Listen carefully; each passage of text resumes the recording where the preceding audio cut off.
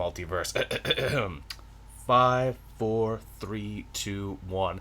And hello and welcome everyone to the Comic Multiverse, episode number 100, Matt. A milestone in podcasting. 100. Woo. Technically our... Here's to another 100. Here's to another 100. Technically, Matt, this is our third show that we've been on that's hit 100 episodes. Yeah. In the post-crisis continuity of Cape Joel and Fortress of Solitude map, but we don't talk about that. That got retconned out of existence. We got retconned out of existence. but the true believers know over on Earth 2, Matt and Joel still exist and are still fighting the good fight. And one day we might get Crisis back in, but maybe not. Who knows? Maybe. Who knows? Yeah. Who knows? Thank you, Mr. Giggles, joining us in the chat. That's another thing that's going to be different about this show, everyone. We're doing it live. We're live, pal. We're doing it live, goddammit. God damn it, we're doing it live. Does that joke still track? People still get that Bill O'Reilly joke, right? Yeah, well, some people might. There you go. It's too good. It's too good to let die. But yes, we're doing this live for the first time as we promised we would. Fingers crossed, nothing is fucked up yet. Nothing has gone to hell yet. Yeah, nothing. I can't tap wood because I don't have anything wood in my room, but yeah. I'll tap wood for you. There we go. That was the desk I was doing this on. Like, the second I tap this, the whole thing's gonna fall apart, right?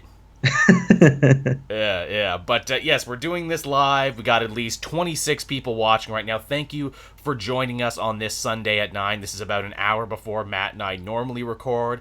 People have said before, Matt, would you ever take the show live? We've thought about it, but it's like, who's around Sunday at 10 who would watch us? It's such a weird hour to do a show. It is. It's such a weird hour, especially with Sunday being the day when all the big TV shows are on. So people are off watching Westworld or Game of Thrones or whatever else is on. Yeah, we would only be competing with the biggest stuff on television. And the reason the show became Sunday at 10 is a leftover from the days when I did 100 shows a week. And I'm like, when am I free? When can me and Matt do a thing? We need an hour so I can still kind of rest and recharge my batteries, but still get another show out. Thankfully, that's been trimmed back a bit now. Yeah. To a more reasonable thing. And thank you, Mr. Giggles, and thank you, King Claude, who have actually done some cheering. Yes, I am partnered on Twitch, everyone. I do video game stuff sometimes. I'm not used to getting this many donations, though, Matt. It's a very special day because you're my good luck charm. The good luck charm. I'm on Twitch as well, but I mainly do it through the PlayStation. Yeah. And I haven't done it in a while, mainly because I haven't had the time or anything. But yeah, I want to do a bit more of like streaming games and stuff. You know what you got to do? What I do is you set up the OBS and the PlayStation app on your computer. That way you can just capture one screen and you don't need any cords, and you can still fuck around and do overlays and everything. Yeah. It's been going really well for me, and again, I would probably stream more if I wasn't on so many shows and didn't have to do 2 to 3 comic videos a day. But I hope to do it some more. Yeah. That's my thing there. So yes, everyone, believe it or not, we do actually have some news for this week. It was a surprisingly big week. I assumed there'd be nothing to talk about. I did as well, but yeah, there was quite a bit of comic book news to talk about. Yeah. Here, let's hop on in. I got the news right here in front of me. We can chat it up. I guess the first thing that was announced here, this is something that happened earlier in the week. DC is going to be doing more of those Warner Brothers Looney Tunes crossovers like what they did from last year. That's pretty cool. I really liked the which one was it? The Elmer Fudd Batman one, which ironically is written by Tom King. But I know, we actually enjoyed him, and apparently he was very proud of himself because in his annual he made that shit canon. Yeah. But yeah, that was fun. I enjoyed the Jonah Hex one, of course, because I love Jonah Hex. Yeah, that was a really good one, yeah. That was a fun one. We got a couple interesting ones here. We have Catwoman versus Tweety, so they're doing a Sylvester and Tweety romp with Catwoman. That makes sense. Yeah, it's written by Gail Simone. Yes, which I'm fucking stoked about that. She's having a good year, Gail Simone. She's got Domino, which is cracking the top 10. No one thought that was possible. Alex Ross is doing a variant cover for her Plastic Man run, and now she's doing this. Yeah. Her Plastic Man run has me really interested. Same here. She also may have gotten name dropped in Deadpool, but we'll talk about that when we do the spoiler cast. There was a little bit of name dropping going on in that movie. There was. Most definitely. There's going to be Lex Luthor and Porky Pig, which at first I'm like, that's a weird pairing. Then I'm like, oh, because he's like a rich 1%er dude. He is the pig of capitalism, eating up the little guy. I'm like, yeah, I feel that. Yeah, I get that. Who's going to be the hero and who's going to be the villain in that story, though? I wonder, because Porky's usually the dude who's always getting fucked with. So I wonder. Yeah, yeah, they'll probably paint him as like a hero, but That'll be like a victim of Lex right. Luthor. Yeah, I could see that. Like maybe he's a dude that he pushes too far, and Porky's just like, no more. I had all I can stand, and I can't stand no more. Those Warner Brothers loved speech impediments, didn't they? Yeah. Joker and Daffy Duck. I'm like, okay, that's Yeah, something. what? What? Yeah, what the fuck? But also, all right, all right. I'm okay with that. They're both like. Here's the thing: Daffy Duck, especially in his solo cartoons, he's a bit of a fucking psychopath on his own. So to see him teamed up with the Joker makes a lot of sense. Yeah, it'd be funny as well if like the Joker is like the one of both of them that think is like that this is crazy. Yeah, like like what the fuck, you're a talking duck. this is too weird even for me, or to have Joker be like, wow, I thought I was crazy, but you're absolutely sick, Daffy. Putting dynamite down people's paths, I wouldn't think of that on the best of days. Now which Joker is it? Which one of the three Jokers is it? Your guess is as good as mine. And you know what they're going to do in that Joker Daffy bit? They're going to have the duck season, rabbit season bit, but it's going to be clown season, duck season, clown season, duck season. They're going to pull out all the stops, and I personally can't wait for it. Yeah. But yeah, the chat brought this one up too. I didn't write this one down, but I should probably mention it because it's very pertinent to our interest. They announced this week too that yes, Tomasi and the Super Sons will return in a 12-issue maxi series.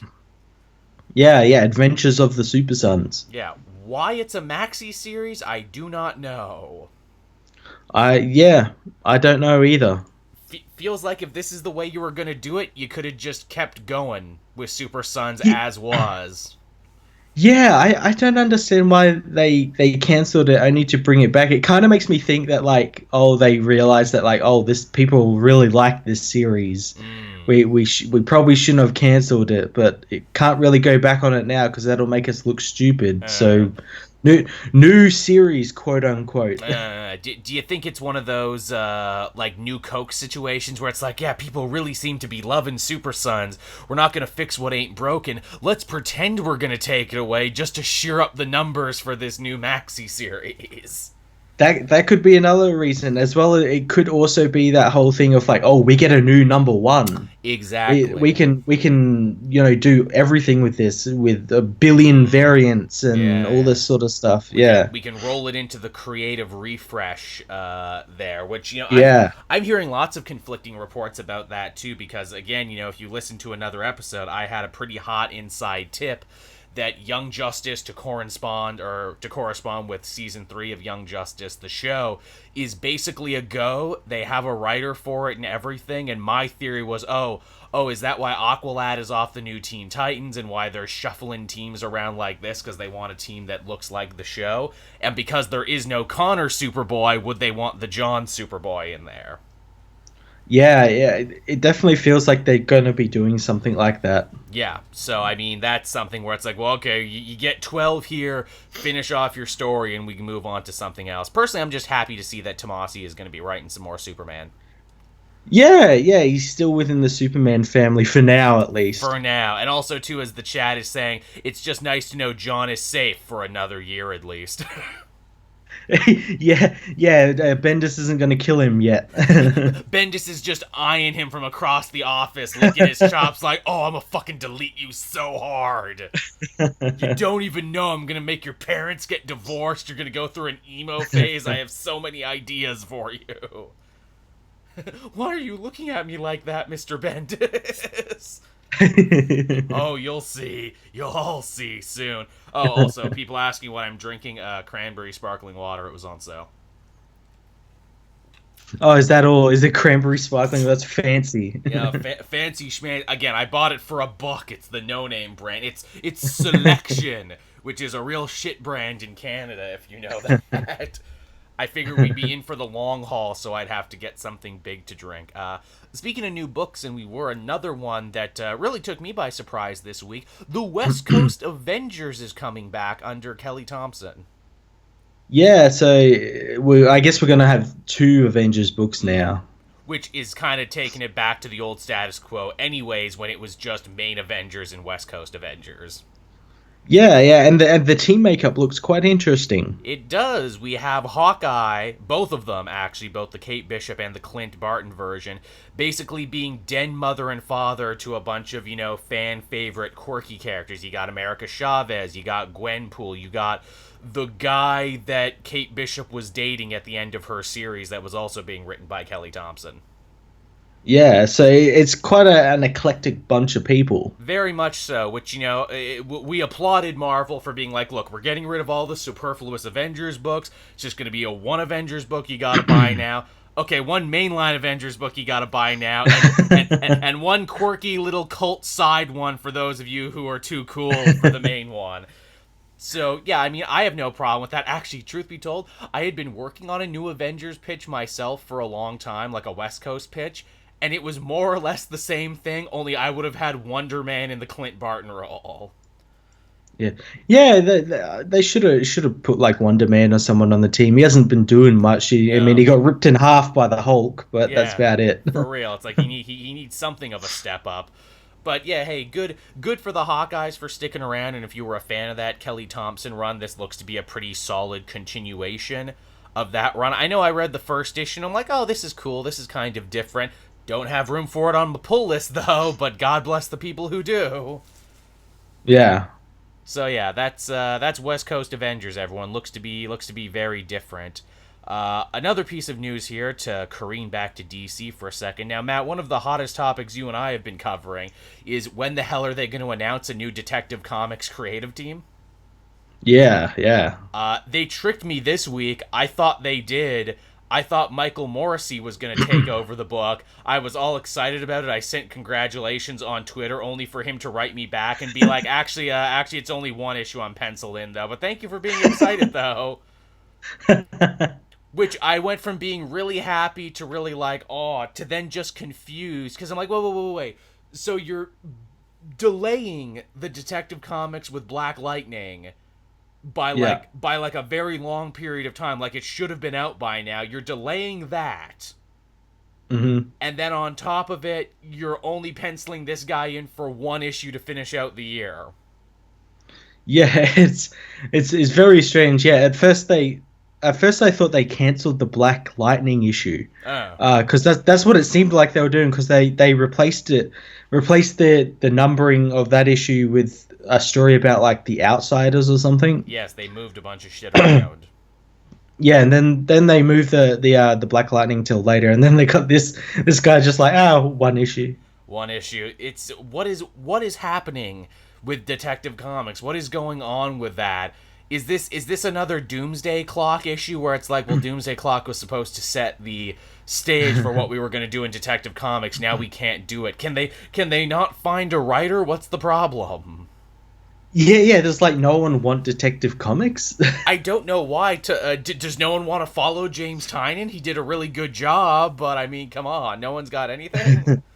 I hope Detective Comics doesn't get screwed over. I especially hope it doesn't get screwed over now in a day and age where it's like, okay, read this or read Batman. Yeah, and read Detective, it's better. Yeah, that's what I've been telling people. Read Detective, it's better. Yeah. Read White Knight, it's better. Read anything.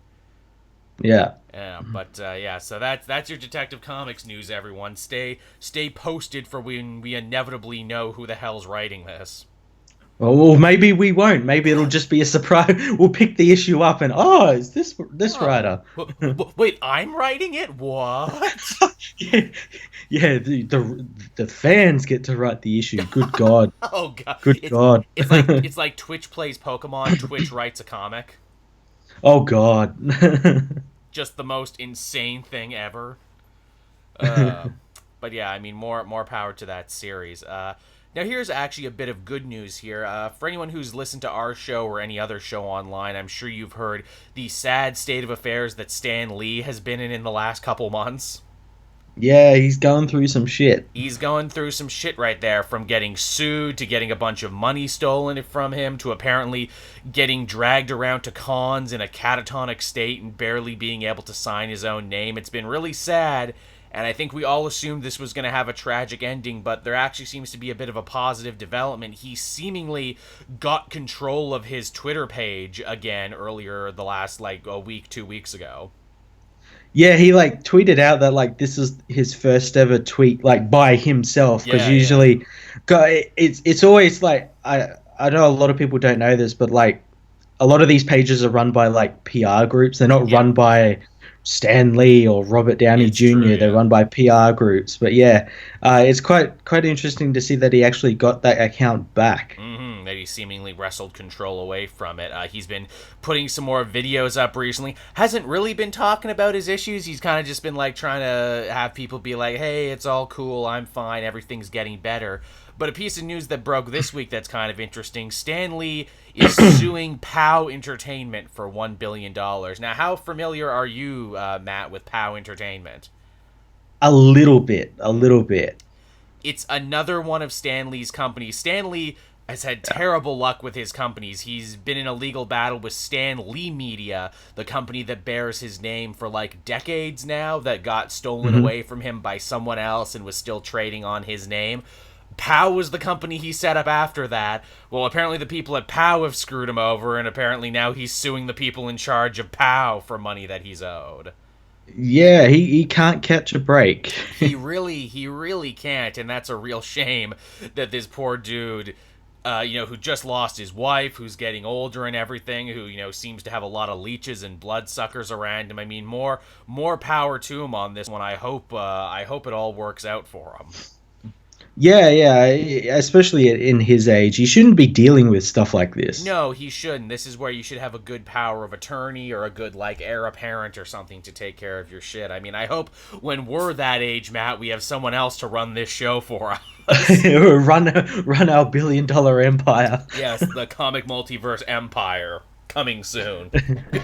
We promise we'll be a good empire. Yes, we'll be one of the good ones, not the Star Wars one. Not any evil space empire that you know of. We'll be a good Federation, but not the Firefly Federation, which is the inverse of that, where in that case the Federation was bad.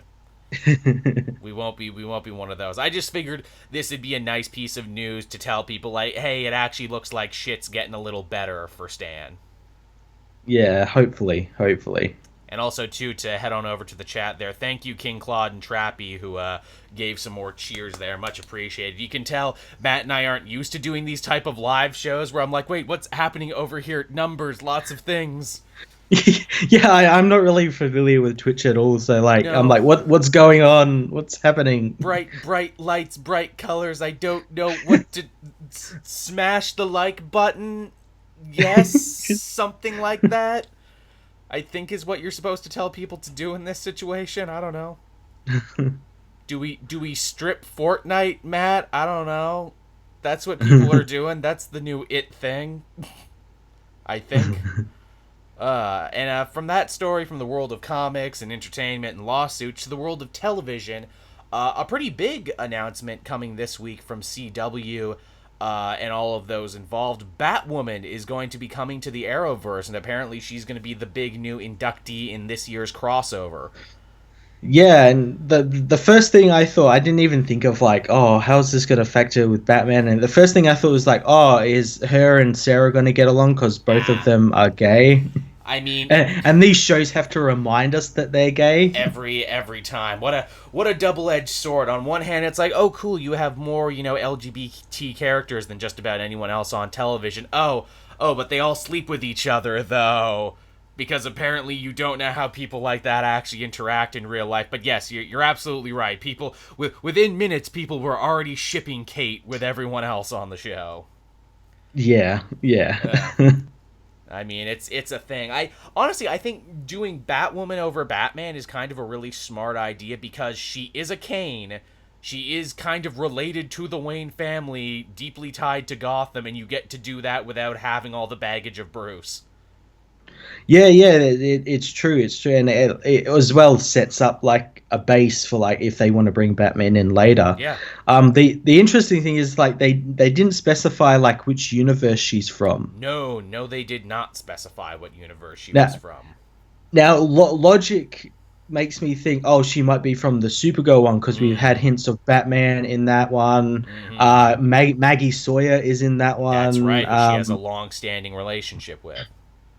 Yeah, so like all these characters are in that universe, so it makes me assume it's going to be from that, but chances are it's probably going to be a new universe. Yeah, exactly. They could do a brand new universe. She's from the Black Lightning universe, so we can tie that in too, because he's apparently also out on his own. Yeah, yeah. Which no word yet on if Black Lightning is going to be joining this crossover, but the fact that they already greenlit season 2 leads me to believe that yeah, Black Lightning will be here too. I think he won't join. I think he'll join when the ratings go down. Right. I wonder too with Batwoman, it's like, okay, are you going to be using all of her villains like Alice and the monsters and everything else, or will you be using all of the D-tier Batman villains that Arrow has already fought and already introduced? Yeah, yeah. Again, that's like another thing. Like with like what universe they come from. If they're coming from the Arrow universe, he's already fought like half of Batman's rogues gallery. Everyone except for like the big seven. Yeah, yeah. So like, well, like what do you do now? I'd like to see like them adapt like maybe the Colony. That's a good storyline. Although you'd have to build up the relationship with her dad first, so he would need to be a good guy first before you do the Colony. Yeah, well, you could always do like she comes from a universe where that future that we've seen in Detective Comics happened. Right. And Yeah. she's already kind of evil, but then as well you sort of fall into the realm of like, oh, well, this is kind of like, that like the Crisis on Earth X one where there's like yeah. slightly looking Nazi soldiers wandering around and everything. Yeah. I would use Elegy as a base. Elegy is pretty good because it's a nice slice of everything that is Batwoman. It's like, hey, here's flashbacks to her life at West Point. Here's her growing up with her father, the murder of her mother, her arch nemesis, who might also be her sister, is the thing. That's totally something they could do. Yeah, that'd be really cool. I wonder if they will go paranormal with Batwoman, because that's the thing that kind of makes her different from Batman, or at least it did make her different for a bit, where they're like, well, let's make her the paranormal one of the Bat family. Yeah, that'd be very interesting to see if they do, like, because I know they're not afraid to do paranormal stuff in these shows. No, especially not now. And it would be a good way to shut people up, to be like, yes, it's Batwoman, not Batman. Ours is different. Yeah. Ours is different, and this is the way in which it is different. But hey, you know what? That's not the only Bat Family related news this week coming to TV. Gotham. It was announced that they're going to finally be ending their run next season, where it's like, Jesus Christ, you got 6 seasons out of this. That ain't bad. Considering I didn't think you would make it 1.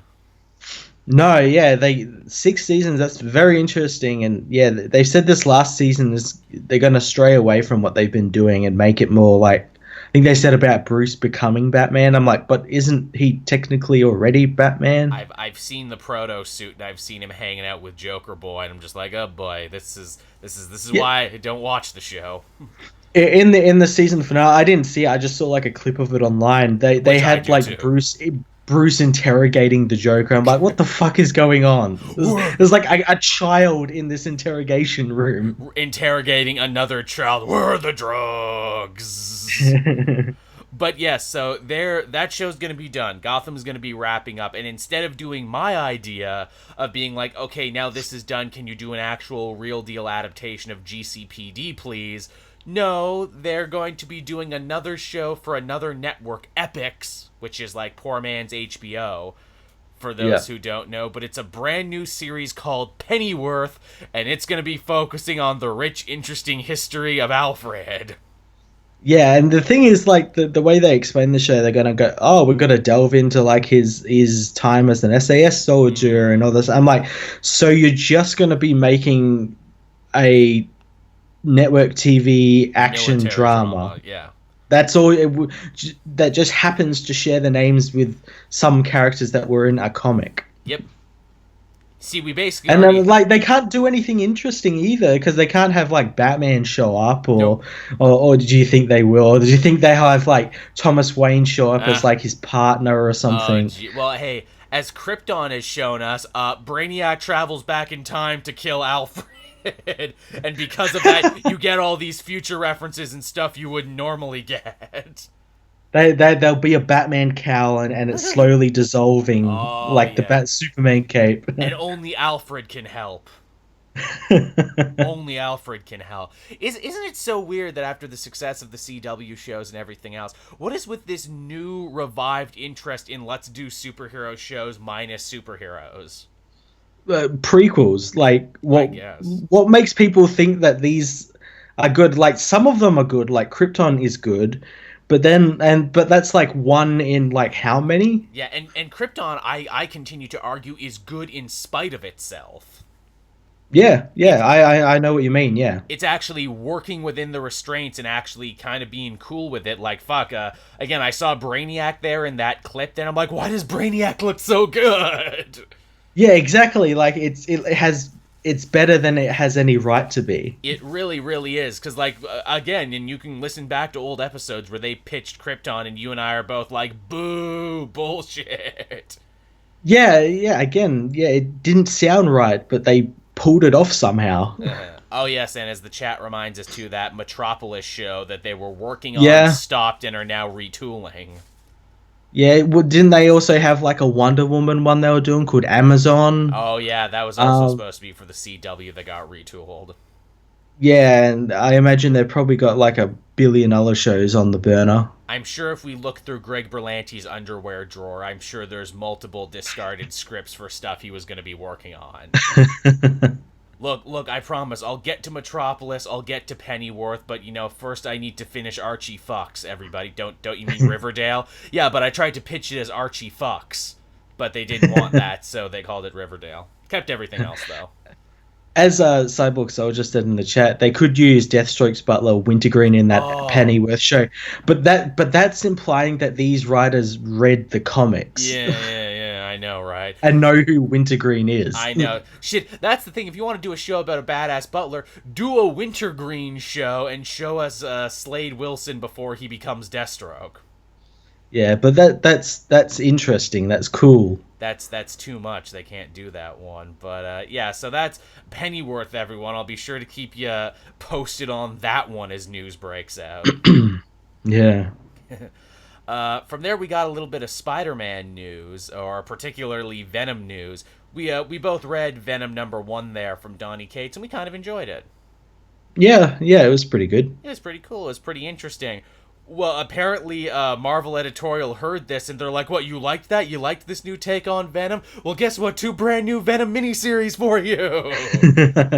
Venom for everyone. Venom Isn't for this just like on the heels of like Venom getting all these other miniseries, like Venomverse and all this Venomverse, other shit? Venomized, his Yeah, crossover with X-Men Blue. Yeah, yeah. apparently it's the summer of Venom over here, and we got 2 coming our way.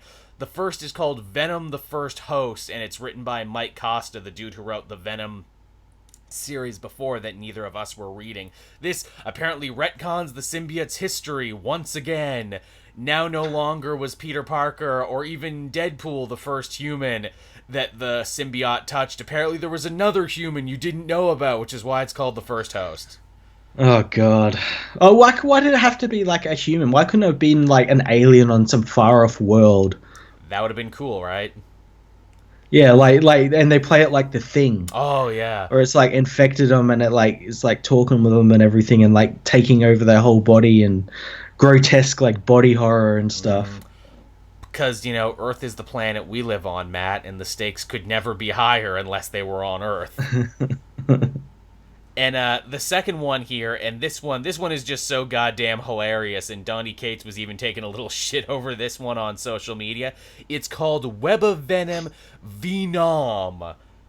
And it's... Oh, God. Venom. It's a Vietnam miniseries based around... You remember the team of soldiers that Eddie Brock had to break out in issue #1? The Sim Soldiers? Yeah, yeah. This is their origin story. This is the origin story of the Sim Soldiers and the first time Project Rebirth tried to give symbiotes to soldiers. Did you say Donny Cates was writing this? Yes, I think he's writing this one too. I was gonna say if it wasn't him writing, I can just imagine they like Marvel like read that and it's like, hey, that's really interesting. We're gonna take that story from Donny and like write our own story. Yeah. And while Donny's like, I have a few ideas about this. It really does sound like he was pitching it, where it's like, yeah, but what if the government was using symbiotes on soldiers even before Flash Thompson? Go on, and from there we find out Eddie Brock. No, go back to the Sim Soldier program. Did you just say super soldiers with symbiotes? Oh, fuck, Donnie, we're so hard right now. Make that into a thing. Yeah, how many series can we get out of this? How many variant covers can we get? So many. And every variant cover will be referenced to a different Vietnam movie. Oh, God. So you got, like, the Apocalypse Now and Platoon covers, where it's just, like, a dude doing this up to the sky, and he's covered in black goo. Yep. That's a thing, everyone. That's a thing that's happening. And in my mind, I'm like, oh yeah, that's kind of cool to see a spin-off about the Sim Soldiers. But then I'm like, well, we've only had one issue with the Sim Soldiers. And not even, they showed up in a picture. How do I know I like them yet? Also, I guess that Rex dude is going to be a character in this one as well. But yeah, but guess what? The Spider-Man family news was not done there because they're already hyping up the next big Spider-Man event, and it's called Spider-Geddon. What a name! What a name! What a creative name! It's nice to know someone found my school notebook from when I was 13 and writing down a bunch of potential event names, and they ran with that one this time. Well, yeah. It's like, what haven't we used yet? Yeah, Venomverse, Spider-Verse, the Spider-Geddon. $1 billion idea. $1 billion. I also would have accepted Spider-Ocalypse. That one also would have been okay. Spider Side. Oh, no, wait. We already had a Spider Side. Shit. We can't have that one. Spider Doomsday. Spoomsday. No, that doesn't work. We'll just go with Spider-Geddon. Yeah, it's got a big spider meteor is going to try and hit the Earth, and Spider-Man and all the spider people have to go up and drill a hole in it and put a bomb in it. You know what? I know you're making a joke, Matt, but that actually sounds like an event storyline. That sounds like something they would I'd read that. I'd read it. And there's a universe where Ben Affleck became Spider-Man and not Batman, and he has to team up with him as well. Yeah, with Bruce Willis Spider-Man and Steve Buscemi Spider-Man who gets space madness. Oh, friggin' Spider-Shemmy. Now, again, they haven't announced anything about this, just the name Spider-Geddon, which, I mean, it could literally mean anything. Yeah, is this going to be written by Nick Spencer? They have not said if this is going to be a Zdarsky thing or a Spencer thing. Maybe it's both of them. Possibly. I imagine if it's as big as they're claiming it is, it might run through both books. My theory and the thing that I'm hoping and the guns that I'm sticking to on this one is I hope it is Spencer, and I hope this is like a Pleasant Hill thing, because I remember when we heard about Pleasant Hill as an event, we're like, well, that's a stupid name for an event. Yeah, yeah. And then we read it and we're like, okay. In context, it actually makes a lot of sense. Yeah. I'm looking forward to if this is written by Spencer. I'm looking forward to it mainly because I'm going to be getting back into Spider-Man once Spencer takes over, and this will be my first event since Superior Spider-Man. It's been a while for you, hasn't it? Yeah. Yeah, well, it's an interesting time to be a Spider-Man fan. That's most definitely for sure. And that more or less concludes the news right there. Yeah. But you know what? That's okay, because all the nice fans out there who are watching, and some who couldn't make it, were nice enough to give us some fan questions. So with that, I'm going to go over and we can read some. Yeah, sounds good. Yeah, we got some fan art here too. Actually, you know what? This is a live show, and I never thought I'd have to do this. I have to go to the bathroom, Matt. So you read the chat and entertain people, and I will be right back. Okay, Joe. Oh, goddamn Joe. All right, questions. Let's see some questions. Uh, do a Spider War, but DC is doing Flash War. That's true. When does Flash War start? Does anyone know when Flash War starts? Because I'm interested in reading that since I read the prelude, which was for some reason 3 or 4 months ago. I have no idea why. What's it going to take down do the damage of one more day? Another deal with the devil. Another deal with the devil will undo that, I think. Next Flash issue is Flash War. Jesus Christ, that came up fast. Okay. Twitch. Sorry, my chat just closed. They'll wait for older fans to drop off and undo one more day. I don't think they're going to undo one more day. I think they're going to keep it because of just the talk it still gets to this day. It still is talked about, so I think they're going to keep it. I am not reading the fan. I have read it, and it is not being read. It's being locked in a vault that's going to be shot into the sun. What do I think of Zod being Jaw's brother in Krypton? See, I'm kind of confused about that because it's like it makes him Superman's uncle, but he's General Zod, but he's from the Zod family, so he's also an L, and it doesn't make much sense to me. I'm assuming there's going to be something in the last episode that explains that. Other than that, it's kind of weird. It's cool. It's an interesting take. They kind of went. I think they did the same thing in Superman Earth 1. Whatever volume Zod was in, volume 3. I think they did the same thing there, but it's very interesting, but also kind of confusing to new readers and new viewers. Tell Joel to control his bladder. Well, thing is, no one can control Joel's bladder. Joel's bladder controls him. Isn't Zod from the future? Zod is from the future, but he's not from the future that Adam Strange is from. He's from a future that's before the Adam Strange future. It's very, very complicated. The time travel in Krypton, they've made it overly complicated for some reason. You have to make a team of the edgiest heroes in DC you can think of. I'll just make it the team one person, and that's Snowflame, the guy who gets high on cocaine, and cocaine gives him superpowers. That's the guy who's the most edgiest character in DC. What's worse, Superman getting a divorce or the Crisis getting rid of the marriage? Probably a Crisis getting rid of the marriage, because the divorce can be undone, where it's like a universal event that gets rid of a marriage is kind of undoable in a way. But I think that's what Bendis is going to probably do. He's probably going to divorce Lois and Clark, because no one's asked him that yet. Everyone keeps asking him if he's going to kill Lois and John, and he keeps saying no to that question. But no one's asked him if he's going to separate Superman and Lois. I hope he doesn't destroy the marriage, though. Like both the little snippets we got of his work for Man of Steel kind of make me think that he's going to destroy the marriage, or at least separate them in a way that they're not together in these issues. Did I watch the Agents of S.H.I.E.L.D. finale? Yes, I watched the Agents of S.H.I.E.L.D. finale. I'll probably talk about more of it when Joel gets back from whatever he's doing, because I want to talk to him about it, because it was a really good ending to the show. I thought it was pretty stellar. Honey Bendis does not give a shit. He does not care, and he says he does, but I don't think he does.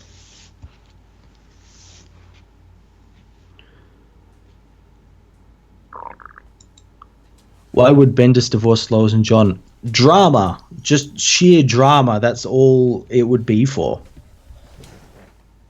And Joel's back. Sorry about that one. That wasn't gonna wait. I'm just like, man, how many times have we done this show and I've never had to run to the bathroom? But the one time it's live, the one time it's 100th episode. It's that cheap cranberry shit. Yes, yeah, no doubt about it. Because I felt fine before I started drinking it, but then it was just like, not today. Even your body is like, no, I don't want this in me. But it was so cheap. It was $1.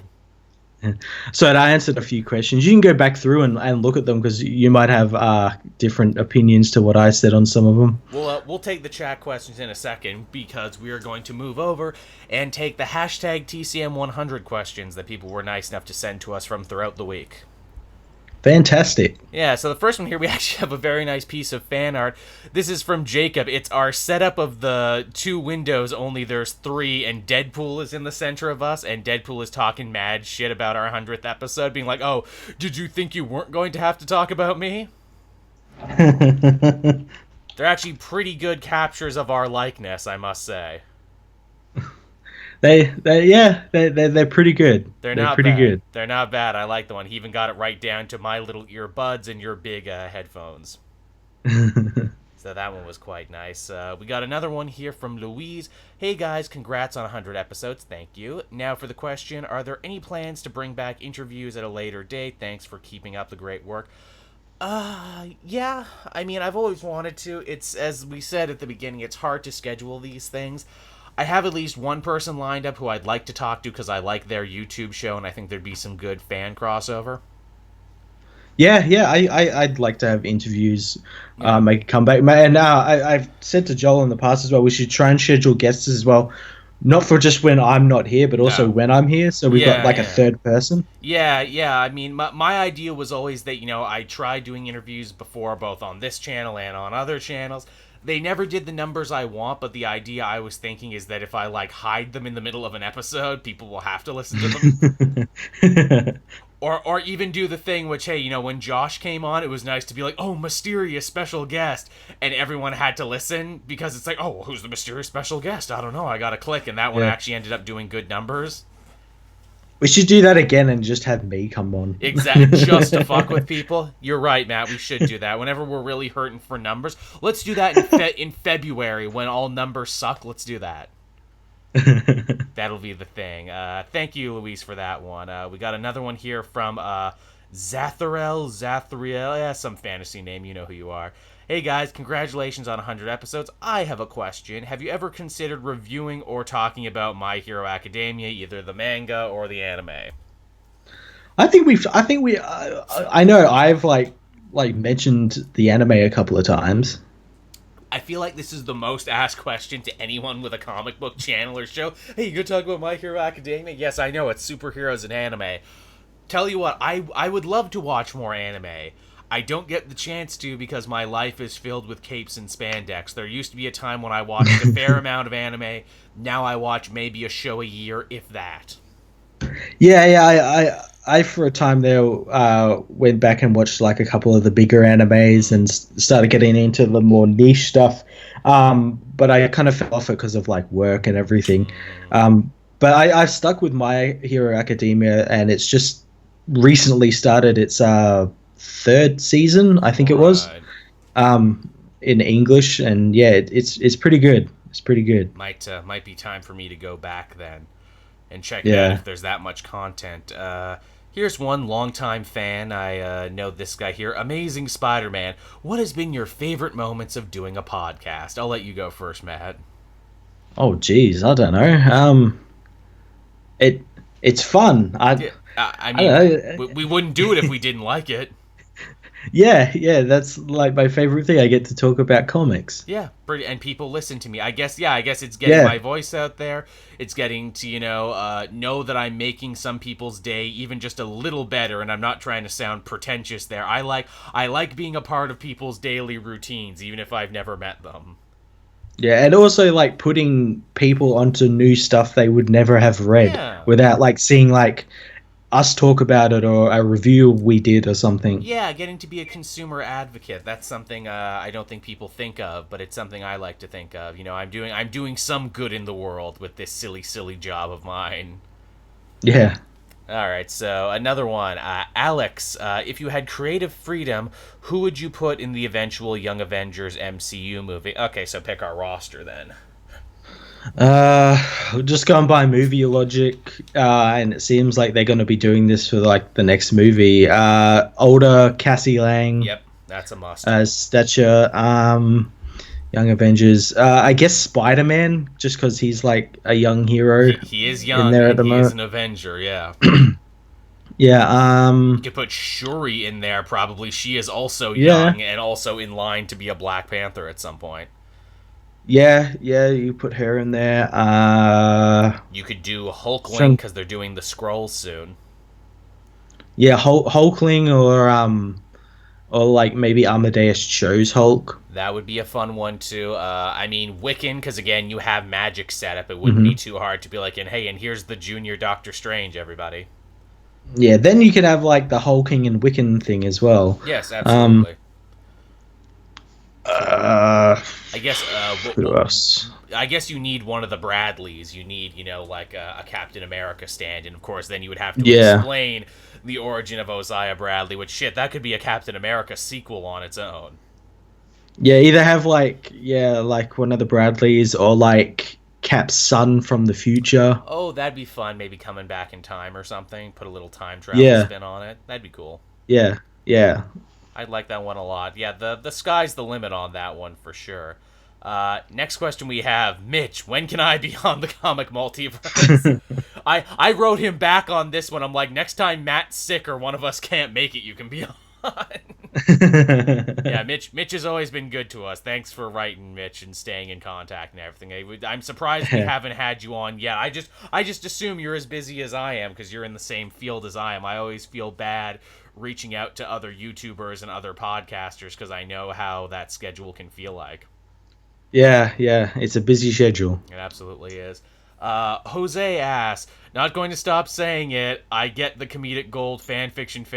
Oh yeah, I guess he wrote a fan fiction about us on his DeviantArt and wants us to read it. Tell you, I answered this in the chat. I said it's not got to be read. I've got to lock it in a vault and shoot it into the sun. tell you what, Jose. If you want, you can share it in the chat window, but we ain't reading it. Oh no! Let everyone else have a chance to read it. But thank you for taking the time to ask the question, and thank you for taking the time to write erotic fan fiction about your two favorite podcast hosts, which is What us. have you done, Joel? You've opened Pandora's the box. ark. You've opened the Ark of the Covenant. Everyone's face is gonna riot. Everything's gonna burn off. By God, it's glorious. Devin Baca, another longtime fan. He's always doing the Follow Friday things. If you were to work at Marvel or DC or IDW as a writer, which book would you want to write? Does that even need to be asked? I think we know. Matt would like to write Superman, and right now I think I'd like you to write Superman. I'm a little scared about the Man of Steel's future. I'd write Superman or I'd write Batman. There you go. I would want to write Green Arrow, obviously, but I don't even trust myself with the character. I think I might be too much of a fanboy. I might be too close to the material. Yeah, yeah, that's possible. Sometimes fans don't make good writers, is the thing. Yeah, yeah. Who does IDW own at the moment? Or for the, do they still own Transformers? I don't know. That shit gets ping-ponged back and forth so much. No, not IDM, IDW. Do they own G.I. Joe? I think so. I want to say that. Oh, they own Star Trek. They own Transformers. Ooh. I'm sure Matt has a Star Trek pitch in him somewhere.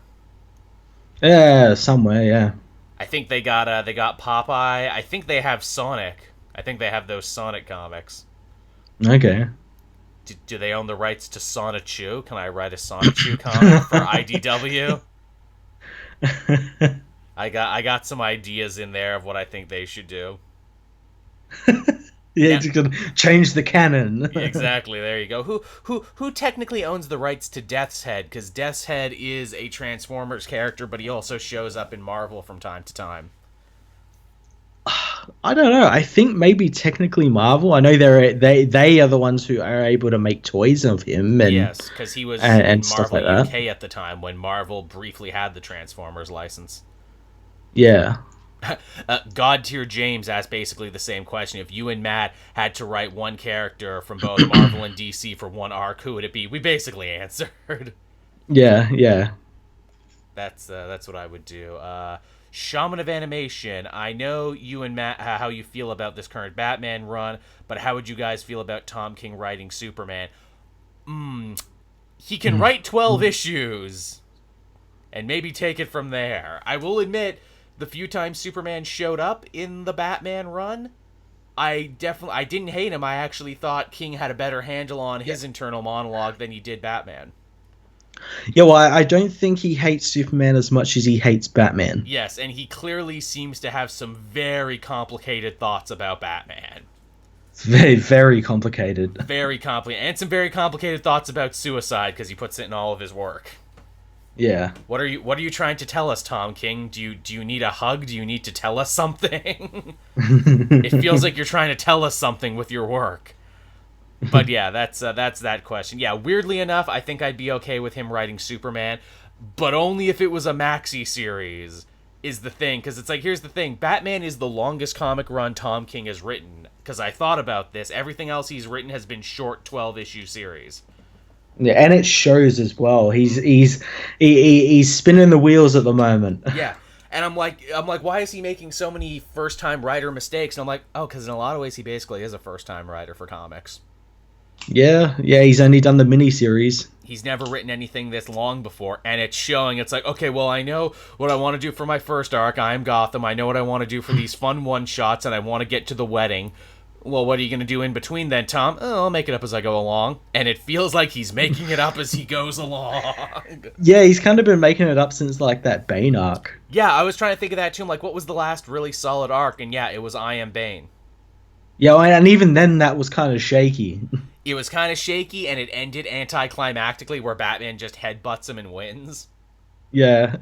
And even then, because I went back and watched my own reviews today, Batman still acts like an incompetent, crazy person where he lets all the Arkham inmates out and arms them to slow Bane down. And I'm like, that's a terrible idea, but at least Alfred was there to say, that's a terrible idea, what are you doing? Yeah, all these people that, like, tell Bruce and Selina, like, they're doing terrible ideas are, like, completely gone now. Yes, absolutely. When they bothered to talk at all, again, we're not going to talk about what we read this week, but because we're on this tangent now, when Booster Gold comes back from his horrible dystopian time travel thing with PTSD and he's trying to tell Batman and Catwoman what happened, they don't reprimand Booster Gold for doing anything stupid. They don't comfort him for the horrors he's been through. They don't do anything. They just stand there. Yeah, that's what really frustrated me. I was like, did I miss a panel? Like, where is Batman, like helping Booster overcome this and what he saw and everything, and what Bruce did to him and everything. Under Tom King, Batman and Catwoman have become probably two of the least heroic heroes in the universe. Also, where is Batman going? You're a fucking moron, Booster Gold. How would you think that gift that you wanted to give me was a good idea? Yeah. How? You should be locked in Arkham for that. Yeah, where was that conversation? Didn't get it. No. As I said in my review, all these questions that we have are just going to be left unanswered. It's going to be, it doesn't matter. Doesn't matter. And that's the really frustrating thing about Tom King's Batman run. Even when you think he's queuing you up, even when you think you know where it's going, that's like, okay, well, this will be interesting. Oh, you're just gonna not do that then. You're just gonna glance at, okay.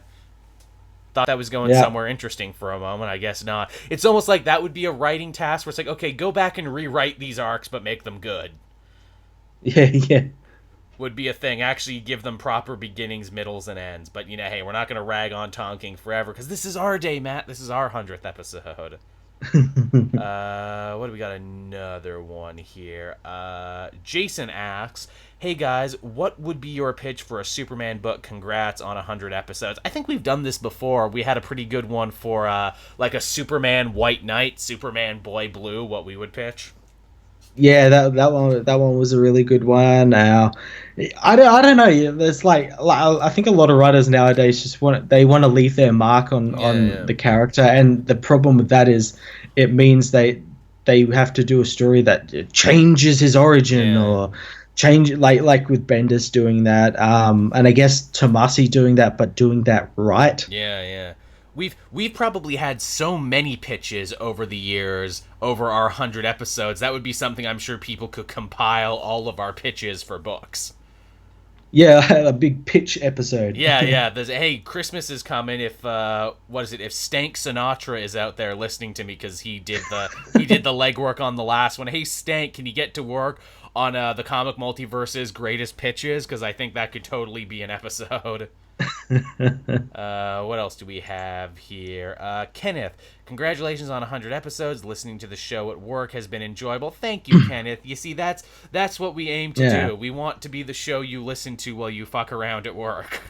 Yeah, we want to be the reason you get fired. We want to be those guys. That is our lofty goal and ambition for 100 episodes. We hope when people kill time, they kill it by listening to us. Yeah. All right then.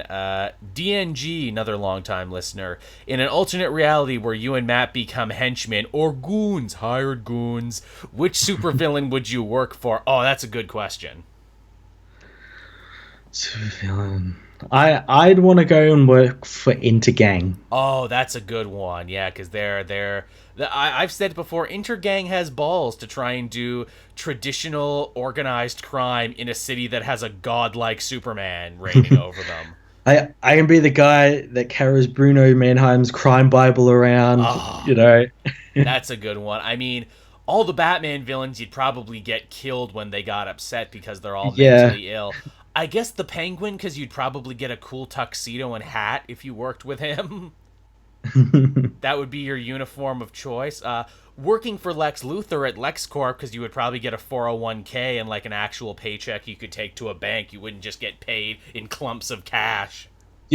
That'd be good, but then you'd also have the problem like in I think it was Secret Origins where you're like the janitor and you wander in somewhere wrong and you get turned into the parasite. Yeah, that's also pretty bad. That also happens a lot. Or the building comes under attack by the crime syndicate.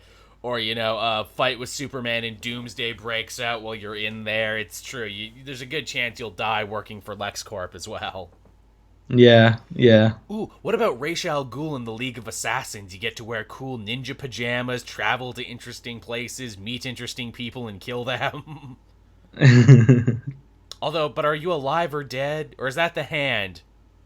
I think that's the Hand. The Hand, you could work for them. Although you never know with the League of Assassins, the League of Shadows, or whatever they decide to call themselves that week. This particular week. I mean, working for the Hand, same deal, it would be cool. But I think you might have to die and become a sand ninja, and that's not as cool. Just get beaten up over and over again by heroes and stitched back together with demon magic. I mean, I guess AIM would be fun because you get one of those beekeeper suits and get to do science. Yeah, one of those. What color beekeeper suit, though? The blue, the red, the yellow? I mean, it really depends what season it is. Orange is the new black, so I'm sure you'd want to get one of the orange ones. That was a good question. C22 asks, yet again, another longtime listener. Hey, guys, great job on the show. Keep going strong. Joel, no doubt this is a surprise, but 2 wrestling questions. Okay, I got this one. What's your MOTY? I'm guessing that's moment of the year. Would you ever do something wrestling related for a second channel, like a podcast or something? Maybe just from time to time. Okay, what's my moment of the year? I guess all the stuff that's happening with All In right now is pretty cool.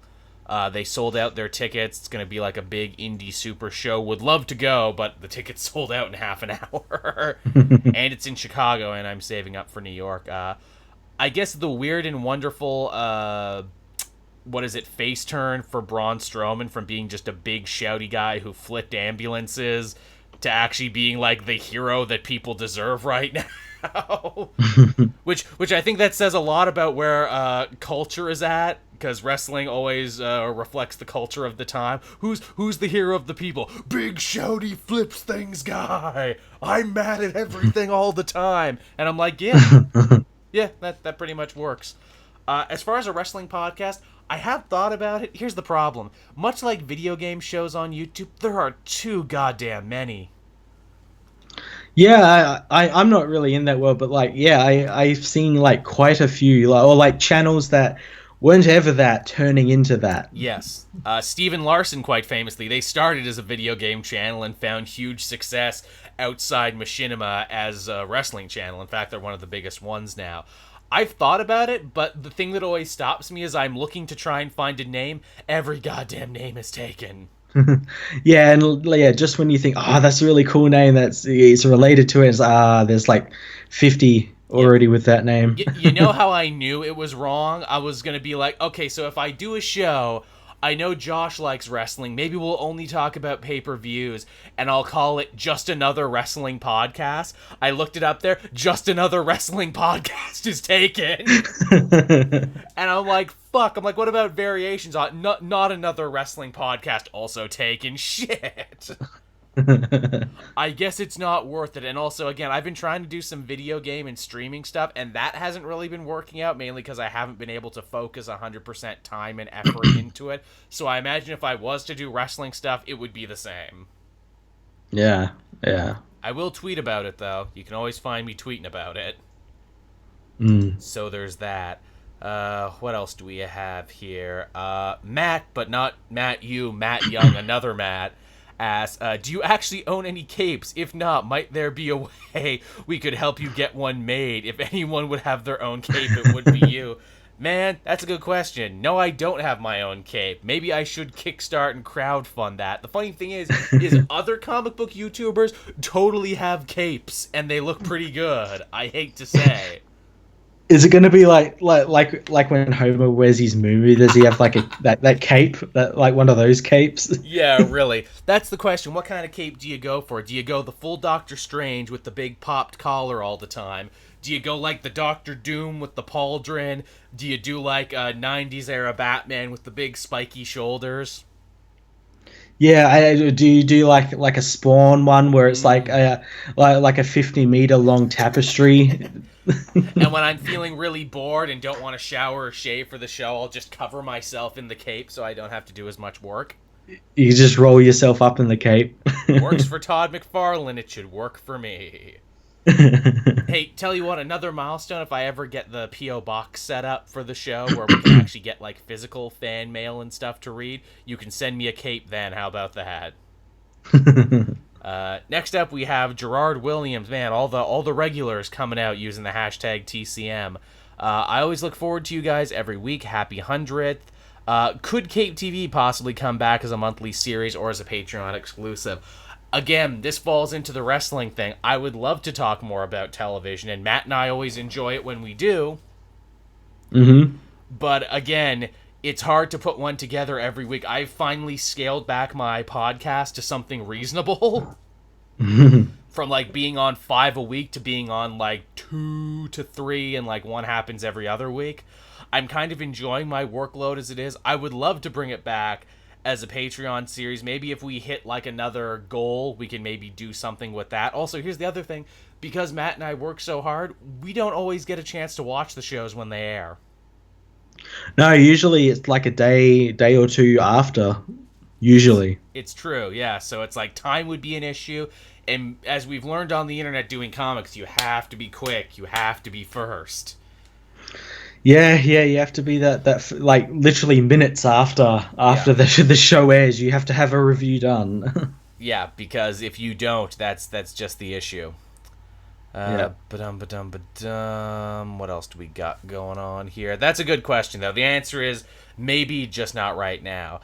Tevi asks, was just wondering if you guys would love to do a team-up video someday with... Oh, he's asking would we like to team up with him one day after asking 5 other questions. Again, Tevi, a little difficult as Matt and I live at different places in the world, so even just getting us together is a big deal. But, you know... Yeah. You know, never say never, though. Another one here from Jose, which I wasn't going to answer. I was only going to do one a person, but this was a good one. Time to settle it once and for all. Are the fans bloodies or sweaties? That's a very good question. I tell you what. Do you want to be called one or the other? One or the Is other. that a choice? That's a choice. And hey, here's the thing. Because we're actually here, What is it? With a live chat with 26 people. Hey, chat of 26 people. Do you want to be bloodies or do you want to be sweaties? What is the official name of the old Blood Sweat comics? I mean, we're the comic multiverse now, but you know what? What would you have liked to have been called? The real question is, what should we call the comic multiverse fan base? I've been calling them the comic multiverse universe, but as some people have told me, that's way too long. Yeah, it is. Do you want to be called multis or versies? I'm a proud member of Multi Nation. I'm a proud Versi. That's the real question there, multis or versies. We'll settle that one at episode 150. We'll settle that question. What else do we got here? One Punch Sloth. Who would you guys want to be in the MCU Young Avengers? We already answered this one. well, another person asked the same question. Sorry, One Punch Sloth. Yeah, listen back and you'll hear our answers. You'll hear your answer. Sorry, someone stole your thunder on that one. Okay, Broken Anthony. After Avengers 4, what major and small villain would you like to see on the big screen? For me, I would like to see Chaos King, because why not? Or Annihilus and Mysterio. Keep up the good work. Been listening since Blood Sweat Comics. Well, thank you, Anthony. Yeah, well, if this Fox deals goes through, obviously we'll get the X-Men will get Fantastic Four stuff, so like Galactus, Annihilus, Silver Surfer, all those guys. Yeah, there's a whole world of possibilities. I mean, Doctor Doom, obviously, when it's right down the road. Magneto, when it's right down the road. I'm pining for Kraven the Hunter. I want a good version of Kraven the Hunter on the big screen. That'd be pretty good. I'd like to see another Doctor Ock. Oh yeah. That's gonna be a hard act to follow, but definitely. Yeah. Another one here. Steph Kick King. Have you guys heard about the possibility of the new Spider-Man game being the start of a Marvel gaming universe, which will be followed up by a new Square Enix Avengers game? What are your thoughts, and what could you want to see in an Avengers game? Yeah, I've heard of that theory. I don't see it happening, though. I don't see. I know there is an Avengers game coming. Yeah. But I don't think it's going to be connected in any way. No. But I'd really like that Spider-Man game looks really good, and I'd like to see them follow that up with either another Spider-Man game or like another game set in that universe with another character. Mm-hmm. Yeah, I would like that. It's harder for video game studios to play nice with each other. And again, where it's like, how does one do a shared video game universe? It's difficult if you're not the same studio. Yeah, if it's the same studio, it's easy. It's so easy. But yeah, inter-studio mingling doesn't really work very well. No, in that industry. Yeah. What would I want from an Avengers game? I don't even know. What type of game is it? Is it an RPG? Is it open world? Is it a side-scrolling beat 'em up? What is even the game? Yeah, again, like we don't know anything about this Avengers game yet, but yeah, I'd like an RPG. Mm-hmm, yeah. Like a third person or first person RPG. Let's do Borderlands, but with Avengers characters, and you get to have a team of 4 of your friends online, and everyone picks a different class: Captain America, Iron Man, Thor, Captain Marvel, and you go out on an adventure and you beat up like Doombots and Skrulls and shit. See, that's cool. That's cool. That would be fun. Or I don't know, like do a next gen top down Diablo style Ultimate Alliance thing. Oh wow, yeah. That would also be fun. And again, have drop in and out co-op for you and your friend, because I mean, what's the point of being on a team and having a team game if you can't actually play with people? Yeah. That would be really cool. And of course, that way you can start all sorts of arguments. But I want to be Rocket Raccoon. No, I want to be Rocket Raccoon. You can have a Rocket. You were Rocket Raccoon last time. You be Black Bolt. No, Black Bolt sucks. So yes. Yeah. That hope that answers your question. Next up, we got Jonathan Illeberg. If they made a movie about the podcast, who would play you? Oh, that's a good one. I like that one. I don't know. Jack Black would play me, obviously. I Hey, everybody, welcome to the comic multiverse. Do you want to rock? get someone like Jonah Hill or Seth Rogen to play me. Hey, Joel, we're going to do another podcast today. Want to smoke weed out our pee holes? Definitely, Seth. Definitely. But that's okay, though, because once they play us, we'll be friends for life. They'll follow us around for a week to get our characters down. This is a good one to take to the chat. Hey, chat, who do you think should play us in a movie? Oh, King Claude says Kevin Owens. He does do a little acting on the side. He could play both of us, because apparently we both look like him. Yeah, everyone keeps saying I look like Kevin Yeah, Owens. Kevin James. Oh, come on, you can do better than that. Seth Green. Yeah, I mean, he'd have to put on a couple pounds for Seth Green. He'd have to wear, like, some big platform shoes to be either of us. Yeah. No one said Brad Pitt yet. No one's gonna try and handsome us up a bit. Come on. Come on, this is the movie version. We can change that short as shit. Tom Cruise and Tom Cruise. He's too short. He's too short. Tom Cruise is Matt, but through the power of movie magic, he does. He wouldn't even do movie because he gets into the role so much. He probably would I got facial surgery to look like you. It's permanent. There you go. Cyborg Soldier says Melissa McCarthy. Well, she is in everything. Haley Joel Osment. Yeah, I could see that being Joel. He's still acting. Terry Crews. I mean, just Terry Crews is good in everything. Same with Chadwick. Terry Crews and Chadwick Boseman as the both of us in the true life story, exactly as it was meant to be.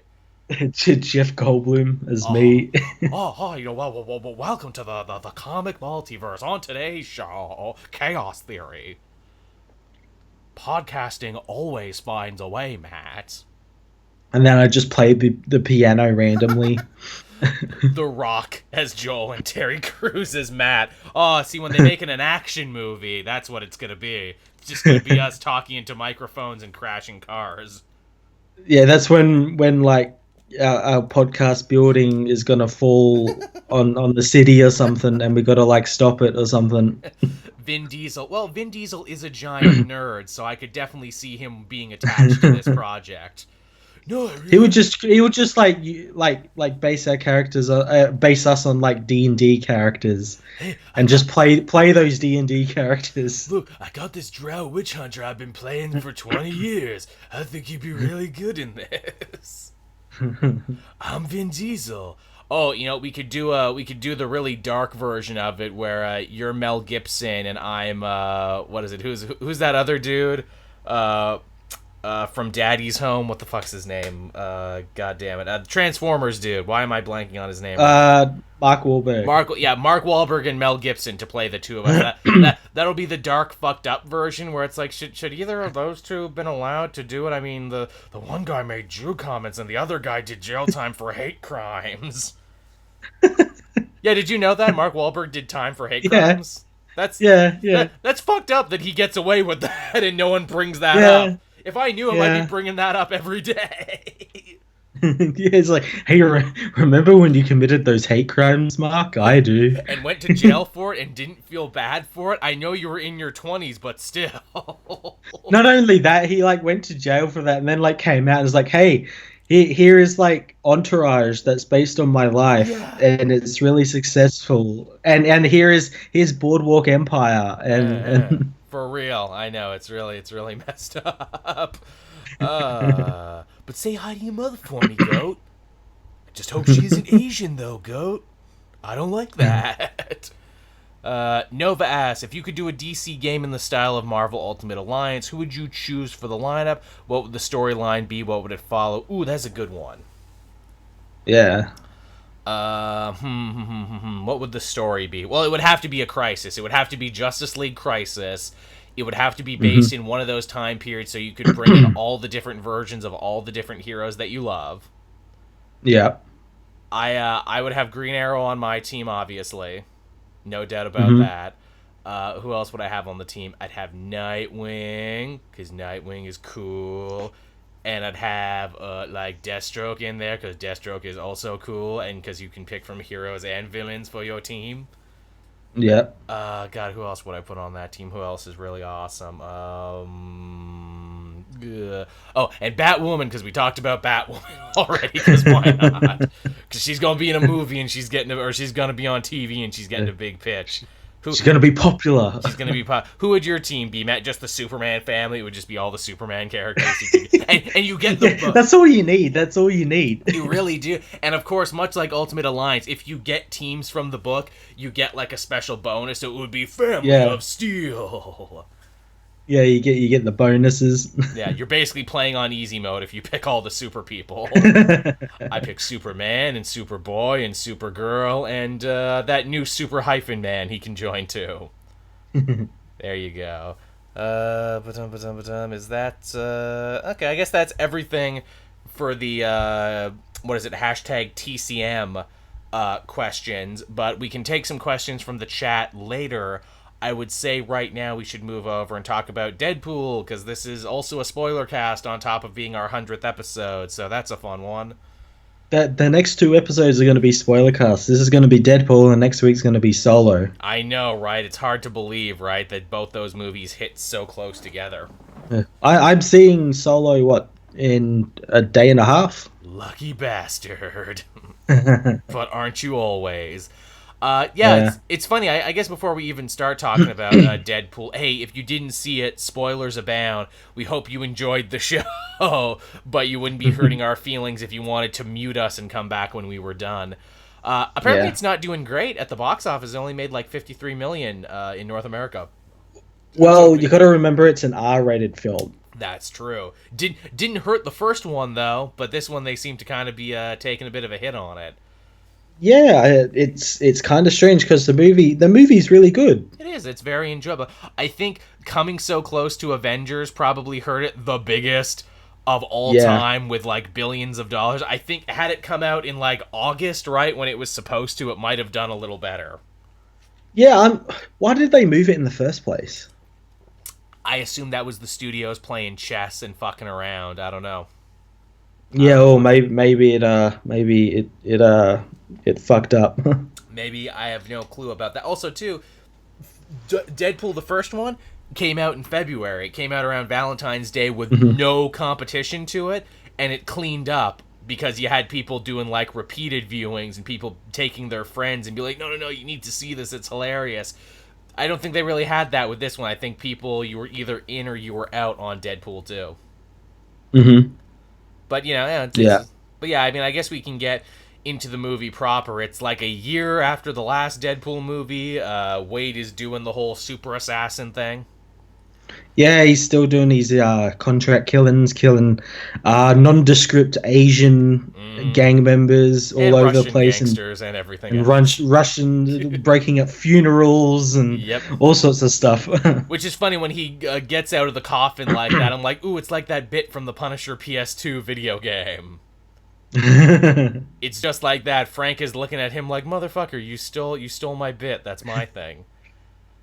They do the bit again in the first movie where it's like, hey, you remember we used Angel of the Morning during a fight scene, and that's like an easy listening pop song. That's not something for a fight scene. And here they use Dolly Parton's 9 to 5. Yeah, but it fits so well because it's made like the scenes are like depicting Wade's life between 9 to 5 and his work and everything, like the song talks about. I appreciated it too because I'm like, yes, Deadpool would be a Dolly Parton fan. That is something he would pick for himself. Yeah. So yeah, I mean that's the thing. His life is forever changed and forever altered when Vanessa gets killed, which I think we all kind of saw coming. Vanessa gets killed, and then they treat us to like a very James Bond Spectre opening where all of the credits are like, did they really just kill her? What the fuck? And I thought that was really cool. That was also pretty fun and pretty funny. I got a kick out of that one. At least we even said when we didn't see Vanessa in the rest of the trailers, where it's like, are they really getting rid of the love interest when the whole first movie was all about the love interest and being a love story? But at least they owned it in that 007 thing with Celine Dion being like, wow, that was unexpected. Wow, that was pretty stupid that they would just kill her like that. And they kind of sort of undo it by the end also. Yeah, and I like that how they're like, oh, it kind of makes sense because this was done by one of the guys that killed the dog in John Wick. Which it literally was. Yeah. You can also really tell that this is the John Wick guy doing it because there's way more fight scenes. They're way bigger and way more violent than they were in the first one. Yeah, well, it helps as well. They got a bigger budget. They really, really do. It's funny. It was Tim Miller who was famously quoted as saying, I didn't want to do the sequel if we were just going to do the same movie again for more money. And for better or worse, there are moments in Deadpool 2 where it's like, oh, this does feel like the first movie again with more money. The thing is as well, they make fun of that as well. They do. They realize that they're a sequel with bigger budget, a new director, and like bigger action scenes, and they make fun of that. There is a fair amount of lamp shading. There is a fair amount of like, oh hey, in the first movie, Deadpool got his arm chopped off, and it was a gross baby arm, and wasn't that funny? Now we're doing gross baby legs at more or less the same point in this movie. Hey, look how we lampshade it. That bit was so funny. That was funny. You're Donald Ducking it, huh? You're just shirt fucking it, huh? All right. T.J. Miller, who is a bad man and got in big trouble, but is still pretty funny in this. This was made before he got in trouble and was bad. Yeah, this again. You had to keep reminding myself. This is before sexual harassment and bomb threats. T.J. Miller. This was still good. T.J. Miller. We get our Josh Brolin as Cable, who I gotta say did a pretty good job as Cable. Yeah, he's the gruff Cable from the comics. He's a little bit more foul mouthed than the Cable from the comics. Yes, because but makes sense. Yeah, but yeah, he's Cable, and I do like as well that they constantly keep making fun of his height and how he's not the same height as the Cable from the comics. That's pretty good, and that's also kind of like a Wolverine thing where it's like, wait, isn't Wolverine supposed to be short, but he never was? What I appreciate about the Cable thing, and where I think they could have gone wrong and they could have messed up, I like that with Cable, they don't bother to explain what his deal is, and that's probably for the best, given the convoluted history of the character. They don't even bother. Yeah, they don't bother going into like, oh, he's Cyclops' son from the future, but they just say, oh, he's from the future and his family was killed. Yeah, they don't mention the Cyclops connection. They don't even say he's a mutant, unless you caught it and I didn't. They call him a pissed off super soldier from the future, which is correct. Yeah. He calls his gun back to him a couple times, but it's like, wait, is that telekinesis or is that just super high-tech technology? Yeah, again, it's not stated that he's a mutant, but I imagine he is. I imagine he's got to be. He has to be. I mean, if you can get into a fist fight with Deadpool and survive, you have to be a mutant. But still, I thought that was an interesting choice to be like, you know what, we're going to do Cable right by not explaining anything. Yeah, I also like that Deadpool constantly kept calling him a racist because he killed Black Tom Cassidy, who was a white guy. Man, I was so excited in the theater when Black Tom Cassidy shot him. I'm like, that's a deep pull. Is he going to have a shillelagh? Is he going to have a wooden shillelagh that he uses his powers? And I leaned to the person next to me. I'm like, hey, in the comics, Black Tom Cassidy was the running buddy and partner of the Juggernaut. Man, I wish Juggernaut was in this movie. Oh, fuck! Yeah, Juggernaut is in this movie. Juggernaut is in this movie, and he was played by Ryan Reynolds. Really? I did not know that. Yeah, he did like the voice, and I think maybe the mocap. Holy shit, that's pretty awesome. Hey, if Deadpool 1 totally saved Colossus as a character and did him better than he was done in any of the other X-Men movies, Deadpool 2 does it for Colossus, or does it for Juggernaut, sorry. Yeah, and he's only in it for a little bit, but he looks like he's got like the proper type of helmet. Yep. He references Xavier as his stepbrother. That was pretty amazing. Again, it's like, are they going to bother explaining Juggernaut? Oh, you explained just enough about Juggernaut. Yeah, and he was a cool character. He was like that. He was like that second villain, that kind of thug that like one of the other heroes has to fight, and this hero obviously being Colossus has to fight him. Which, how great was that this movie finally delivers a Colossus Juggernaut fight, the likes of which we as comic fans have always wanted. Yeah, it was pretty cool. And they knew that too. They're like, hey guys, but now Juggernaut and Colossus are gonna fight though. Isn't that sick? Yeah, big CGI fight.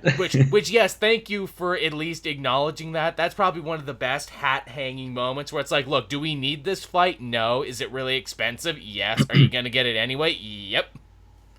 I'm shocked that in a movie that's so self-aware and so meta, no one said, "Hey, you're not Vinnie Jones." Yeah, what surprised me. I was waiting for like a muscle suit pun or something about Vinnie Jones. It's the same as as I said in my review. The story is mainly about family and friendship and everything. I'm surprised there was no Fast and Furious references about family and everything. Coronas. Vin Diesel. Yeah, yeah, yeah. You mentioned the family thing, and I'm glad you do. Obviously, Deadpool 1 advertised itself both in trailers and in the movie as, it's a love story. It's a superhero romance because that's admittedly a cheaper genre than, the action thing. And because that movie was made on a shoestring budget, it worked. Here they pushed the family thing, but I could not help but feel that it was maybe not as good, if only because it's like, well, Deadpool never really had a problem making friends, and he already had a surrogate family at the end of the first movie. Seems like you're inventing problems for him, but okay, whatever. Yeah, yeah, yeah. It's like, I don't think friendship was ever his problem. He had a whole handful of friends by the end of the first one, and they're still his friends in this one. Yeah, well, I think I said in my review, he doesn't really count them as friends. They're more like acquaintances. Like Al and the guys at the bar are all like his acquaintances and work friends. They're not like family friends and everything. I like that part at the bar where they give that bearded guy like dialogue, and they actually make fun of this. This is the last time you get a speaking role, Buck. Yeah, no more speak. He's a character from the comics, Buck. I think he's like a Daredevil villain, actually. Oh, okay. Yeah, I think that's Bullet Buck, actually. No more speaking lines for you, sir. Dopinder had a pretty fun arc. The whole, I want to be an assassin like you, Deadpool. I want to be your Kirsten Dunst in Interview with a Vampire. And here's the thing. The person I brought to the movies fucking loves Interview with a Vampire, so they were super into that. And it's such a random like pull. I know, what a reference. I'm like, really, of all the references? And then, of course, hey, Brad Pitt, and Brad Pitt is in the movie. Yeah, Brad Pitt plays the Vanisher. That's pretty sick, because apparently he wanted to play Cable, but the schedules didn't line up, so they let him be Vanisher. There's actually art of him as Cable, like concept art of him as Cable. I've seen it, yeah. X-Force is in the movie, too. X-Force also kind of feeds into the whole, family theme. But ultimately, they throw away most of X-Force for a joke. It's a funny joke, but I just wasn't expecting them to be thrown away when they were such a big part of the trailer campaign. No, I love in the trailers and like the advertising for this. It's the birth of X-Force. The X-Force are like going to be in this movie. It's going to launch their movie, and they all die except for Peter. I truly wonder if they knew when they were writing that, if the writing was on the wall about the Disney acquisition and being like, yeah, nothing you do here is going to lead to anything else. And they're like, well, we have this X-Force script. Let's just fuse this one with Deadpool 2 and then just let's kill them for a laugh. I think so, or I think it might have had something to do with like reshoots, because I remember I've seen like footage of Terry Crews's character on like a roadway, obviously that roadway they were parachuting towards, like fighting bad guys and stuff. So like maybe they're like, let's not have this in this movie. Let's just take that out. And I think it also might have had something to do with that stunt woman getting killed on the set or something. Yes, which I don't remember. Did they dedicate this movie to her memory? I think so. I'm not sure. I don't think they did, because I think the family of that dead stunt woman is still suing Ryan Reynolds and Fox. Oh no. I know, what a bad time to try and sue them, because it's like, well, we're not owned by them anymore. Go sue Disney. Yeah. But yeah, I thought that was pretty funny that they introduced them all and then just like kill them off for a joke, which is a funny joke. I wasn't expecting it. Yeah, I wasn't expecting it, but that's what made it really great. Yeah, where it's like, oh man, and the fact that they cast like semi-notable actors like Terry Crews, and that they got like pretty name cachet characters like Shatterstar. Yeah, Shatterstar, who he references, he's from Mojo World. Oh my god! And all this sort of stuff. It's really great. Rob Life, it's like you look like you're created by someone who didn't know how to draw feet. Yeah. Man, I laughed so hard at Mojo World in my theater, and no one else got it, and everyone looked at me, and I'm like, oh god, I'm a nerd. I'm a nerd, and I'm a better nerd than the people who sat behind me, because there was the bit with the time machine at the end where Deadpool grabs it, and the guy behind me is like, "Oh, is that going to be his teleporter now?" And I'm like, "Motherfucker, Deadpool hasn't had a teleporter in the comics in like 5 years. You video game playing motherfucker who thinks he knows Deadpool. You don't know shit, motherfucker." And then you were told to sit down by theater staff. Yeah, then I took down my pants, swung out my nerd dick, and slapped him across the face with it. Now be humble. My dick slap just went viral. Be humble about this. But yeah. Oh, speaking of Deadpool comics, Jerry Duggan got a name drop in this. Yeah, the main action sequence takes place on Jerry Duggan Way. And thank you for actually using the word Duggan. People have fought me forever on the pronunciation of Duggan. Some people have said Dugan for the longest time. Oh, really? Mm-hmm. I've gotten into so many fights, and I'm glad I'm right now. Gonna hold that over now and be like, I'm right, it was Jerry Duggan. Also, when that Chinese trafficker was on the phone there, Deadpool mentions a woman named Gail. I can only assume that's a Gail Simone reference. Yeah. Because she also wrote the character. Obviously, Rob Liefeld gets name dropped again. Mm-hmm. He doesn't get a cameo, but he does get name dropped. Yeah, yeah. I'm surprised he didn't get a cameo. Me too, because, I mean, they didn't have... Well, I suppose he had one in the first one. He was like a bar patron in the first one. Yeah, so. he was just sitting at the bar. He even says, "Hey, Rob." Yeah. Which is pretty cool in its own way. Stan Lee didn't show up, but his face showed up. Yeah, he was on like a big billboard or graffiti or something. Yeah, yeah. Also, apparently there was an Alpha Flight reference to like a travel company, Alpha Flight. Yeah, on the top of Dopinder's cab. Yeah. That was pretty clever. I enjoyed that one. We haven't talked about the kid yet. Russell Firefist, who is played by the same kid for Hunt for the Wilder People, and he's literally playing the exact same character as he did in Hunt for the Wilder People. He really is. He really is. He even recycles some of the dialogue. He says, "Yeah, I'm a gangster. You know, I'll be Tupac and you be Biggie." And I'm like, wow, he's literally just playing the same character over again. I wonder if he did that, and if that's just the way the kid is in real life, or they told him to do that. I think it's a bit of both. I think so too, because his whole thing is like, you know, oh, I want Deadpool to like me and respect me, and I want him to be my surrogate father figure and everything. I'm like, that's literally your character motivation from Hunt for the Wilder People. It really is, yeah. This is like Hunt for the Wilder People, but with superheroes. Hunt for the Wilder People 2, Merc with the Mouth. The chat's reminding me too, Yukio, yeah, that's right, Negasonic Teenage Warhead comes back. And in a hilarious, I felt, inversion of the first movie, where Warhead is the only character who doesn't enjoy Deadpool's antics and is just bemused and exhausted by him, her girlfriend is totally into Deadpool. It's like, hi Wade, bye Wade. I think he's funny. Why don't you think he's funny? I like that. I like that whole bit with the where just before he joins the X-Men, where he's like just like powering around the lab in Xavier's wheelchair, and he sees the other X-Men in the room when he's talking about like why do we never there's never yeah, why is the budget so low? Why do we never get any other cameos only for them to close the door? Also, those X-Men are a mix of like the old and new X-Men too. They just superimposed a bunch of pictures. Yeah. What timeline are we in? Doesn't matter. Don't ask questions. That was pretty clever. They do that twice. They do that with Hugh Jackman as well. They just steal some footage from X-Men Origins Wolverine, and they're like, "Yep, that counts as a cameo." And apparently that's canon as well. That's canon now. And then what is it? Then he murders Ryan Reynolds before he can take the Green Lantern role.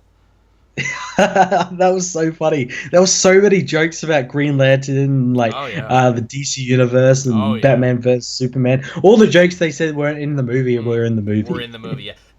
I will say this, as a sequel, this one was definitely a more cutting sequel than the first one was. They're like, oh, people like this, cool, we can come out swinging then.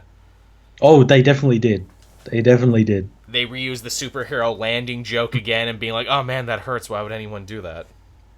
Yeah, they do a lot of jokes about pedophiles. They certainly do. Which, hey, let's talk about the pedophiles for a second. The leader of that group of, government-funded religious fundamentalists who hate mutants for the sole purpose of being born, that's the brother from Ray Donovan. Yeah, Eddie Marsan, who's playing not William Stryker. Yeah, basically. I did like this idea where it's like, yeah, in the world of X-Men, there's not just Xavier's school, there's also like these, fucked up, abusive, like home for wayward mutants and shit. Yeah. That claim to be like sanctuaries, but they're doing that thing that like those hardcore Christian groups where they Yeah. like pray the gay away, but like Yes. use electroshock and everything on Pray them. the And mutant away is what they are. And I'm like, you know what? This yeah, is truer to the evil that the X-Men fight in the comics than like 90% of the other movies. They made this character who's, I guess, a no-name character who's Mm-hmm. just in the movie. Mm-hmm. They basically made him Reverend William Stryker from the comics, Yep, more or and he's less. more comic accurate than the one we have in the movies. Yeah, and even then, I got into a conversation with someone. It's like, well, Stryker hated mutants. I'm like, yeah, but he had a roundabout way of hating mutants. He didn't start hating mutants. He hated mutants because his mutant kid killed his wife, and then he hated Xavier and the X-Men by extension because Xavier didn't help fix his kid, and that grew into a hatred of mutants. Here, they had no reason to hate mutants. They just did. Yeah, they were just bigoted people. They were just shitty, bigoted people, which, again, you rooted for in that final fight where it's like, yeah, fuck them up. Yeah, I like Cable's line there where the guy's running away. He's like, he even runs like a sexual predator. Like that made me laugh so much. I That's a don't know good why. one. It's just so funny. It's a very quotable movie. I like that one. He even runs like a sexual predator. My favorite is whoa, pump the brakes, or pump the hate brakes, Fox and Friends. I'm gonna start saying that now. I'm gonna start saying that now. Oh, also, what about the two rednecks talking about ass wiping strategies just offhandedly, where it's like, oh, the toilet paper, that's just your appetizer, the baby wipes, that's the main course, then you come back again. Do you know who those two were? No, who were they? Alan Tudyk and Matt Damon. Oh shit, that's pretty good. Yeah, I recognized Alan Tudyk like immediately. I'm like, oh yeah, that's Alan Tudyk. He's just playing, Tucker from Tucker and Dale. And I'm like, who's that other one? And apparently, yeah, it's Matt Damon. Matt Damon. You can tell this movie was so much bigger. Everyone wanted a piece of it. Oh yeah, everyone wanted to be in it. Also, you can tell, which jokes were punch-ups, too, as King Claude says, which one hurt ya, Baldy or Jared Kushner? and indeed, that actor did look a lot like Jared Kushner, so... Yeah. They had to fight the pedophiles in nursing shoes. Oh, another funny one. There's some good quotes there. Oh, Deadpool gets covered in dust, and when he gets covered in dust, it looks like his X-Force costume. I'm glad I'm not the only one who saw that. I'm like, hey, he's wearing his X-Force costume now, but he's not really wearing it. He's just covered in dust. What a funny way to try and work that in. I wonder if they had that conversation where it's like, oh, well, for superhero sequels, you need a different, newer costume. Well, he has this one, but it's not as iconic as the red. How do we get around it? I like to think that was a happy accident where Me too. like when they were shooting it, like only half his costume got it, and they're like, hey, that looks kind of like the X-Force costume. Let's do this scene again, but cover him all in dust. Yeah, and see where that goes from it. I mean, beyond that, what else can you really say about it? It was funny. I don't think it was as focused as the first one because it has that problem sequels do where they try and do too much at once, but it was still enjoyable and I would still recommend it. Yeah, it was a really great film. I laughed at like pretty much every joke. Yeah. I don't think there was any jokes in there that was like, no, that didn't land or anything. A lot of people are taking issue with the dubstep joke where they're just like, oh, that's a big long bit and isn't dubstep already out of vogue? I'm like, it's just a funny word, dubstep. Yeah, well, I guess that's the joke. That Like Deadpool he's is talking behind the about. times. Yeah, that's the joke, I think. But yeah, I liked it. I liked Cable. Yeah. I liked all the characters. I liked Domino. I Oh liked yeah, we all haven't even the. talked about Domino yet. Luck powers work really well on the big screen. It's basically like Final Destination, but what if it worked in your favor? I think they may even make a joke about that, where it's like, well, how would luck like trends? How would you even translate that into a big budget movie with action scenes and everything? That wouldn't translate at all. Yeah, this is how it would translate. This is how we do it. Yeah, I mean, really, what else there to talk about? We talked about Easter eggs. We talked about the post credits, the several post credit scenes. Yeah, there was a couple of them. Pretty solid soundtrack. They didn't do a big call out like they did at the end of Deadpool 1 where it's like, "Oh hey, and next we're doing Cable." They didn't do that here. No, no, maybe they didn't know what they were going to be doing. Probably because they don't know the future. I mean, I guess that's something we can talk about. What do you think the future of Deadpool is? Do you think they're gonna roll him in the MCU? Is he gonna have his own franchise, or is he just gonna show up in cameo roles? Because they would be stupid to let Deadpool die on the vine when everyone loves him so much and he's become this cultural Yeah, force. yeah.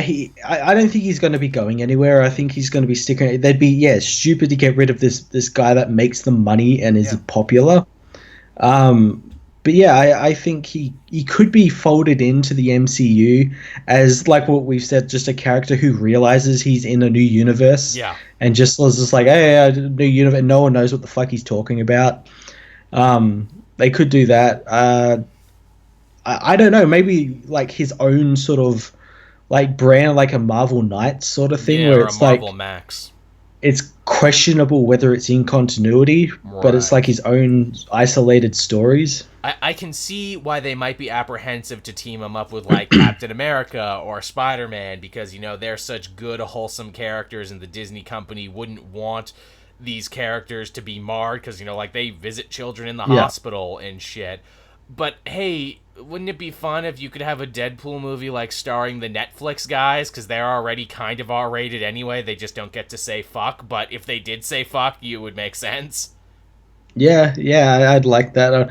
Or I'd like just like do a Deadpool movie on their own, but have those actors like Captain America and all that appear in there, but it's not counted as canon Right, because it's right. in like his separate like under his banner or something. Yeah, yeah. I mean, how funny would it be to see like Deadpool hang out with Jessica Jones? Imagine that would be like those two just bouncing off each other. I think Jessica would get very uptight with him. Oh yeah, she would. She would. She wouldn't deal with any of his shit. No, she wouldn't, which I think would be hilarious. She would just like pick him up by the throat. Stop talking now, you crazy person. Yeah, that would be cool. I mean, heck, even just to see him hang out with Chris Evans would be funny. Where it's like, oh, you're Captain America. I'm called Captain Canada. No, you're not. But come on, my suit is red.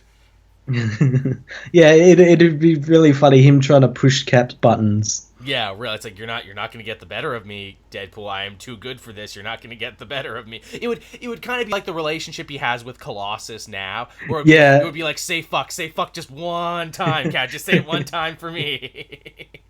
Yeah, ooh, you go to hell.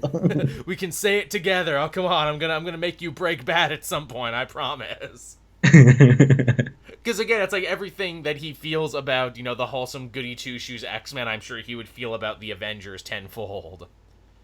Yeah. That being said, these Avengers have no problem killing, so he would almost be more inclined to hang out with them. They have no problem killing, but like they do it like when they have to, whereas Yeah. Deadpool, that's like his job. Yeah, they don't maim is the thing. He's big into maiming. Yeah. I actually do kind of like that that's the impetus for what kicks off this movie, Deadpool. And I would have liked to have seen more of this, and I think in a stronger movie they would have focused on this.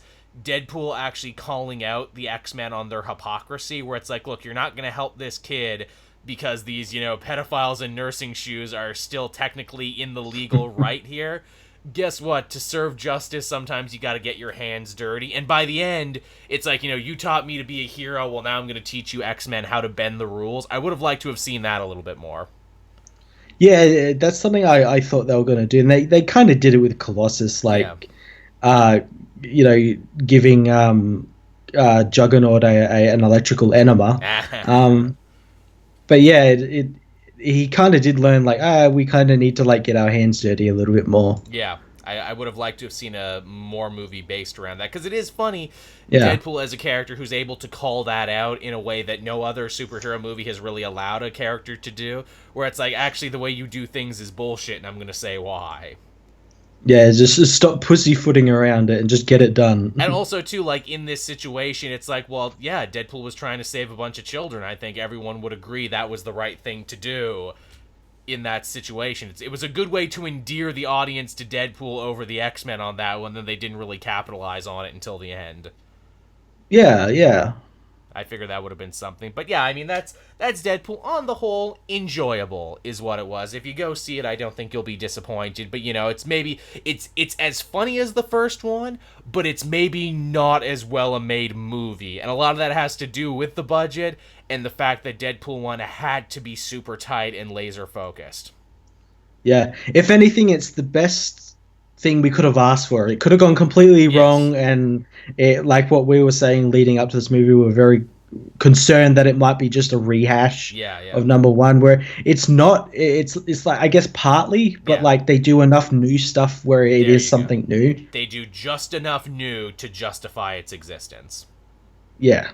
Is the thing. So yeah, I mean, I guess this is normally where we would end the show because we did our spoiler cast, but because we're live, how much more time do you got, Matt? Do you want to sit around and take some questions here from the 18 people hanging out in the chat? Sure. Yeah. I know you did some when I had to run away.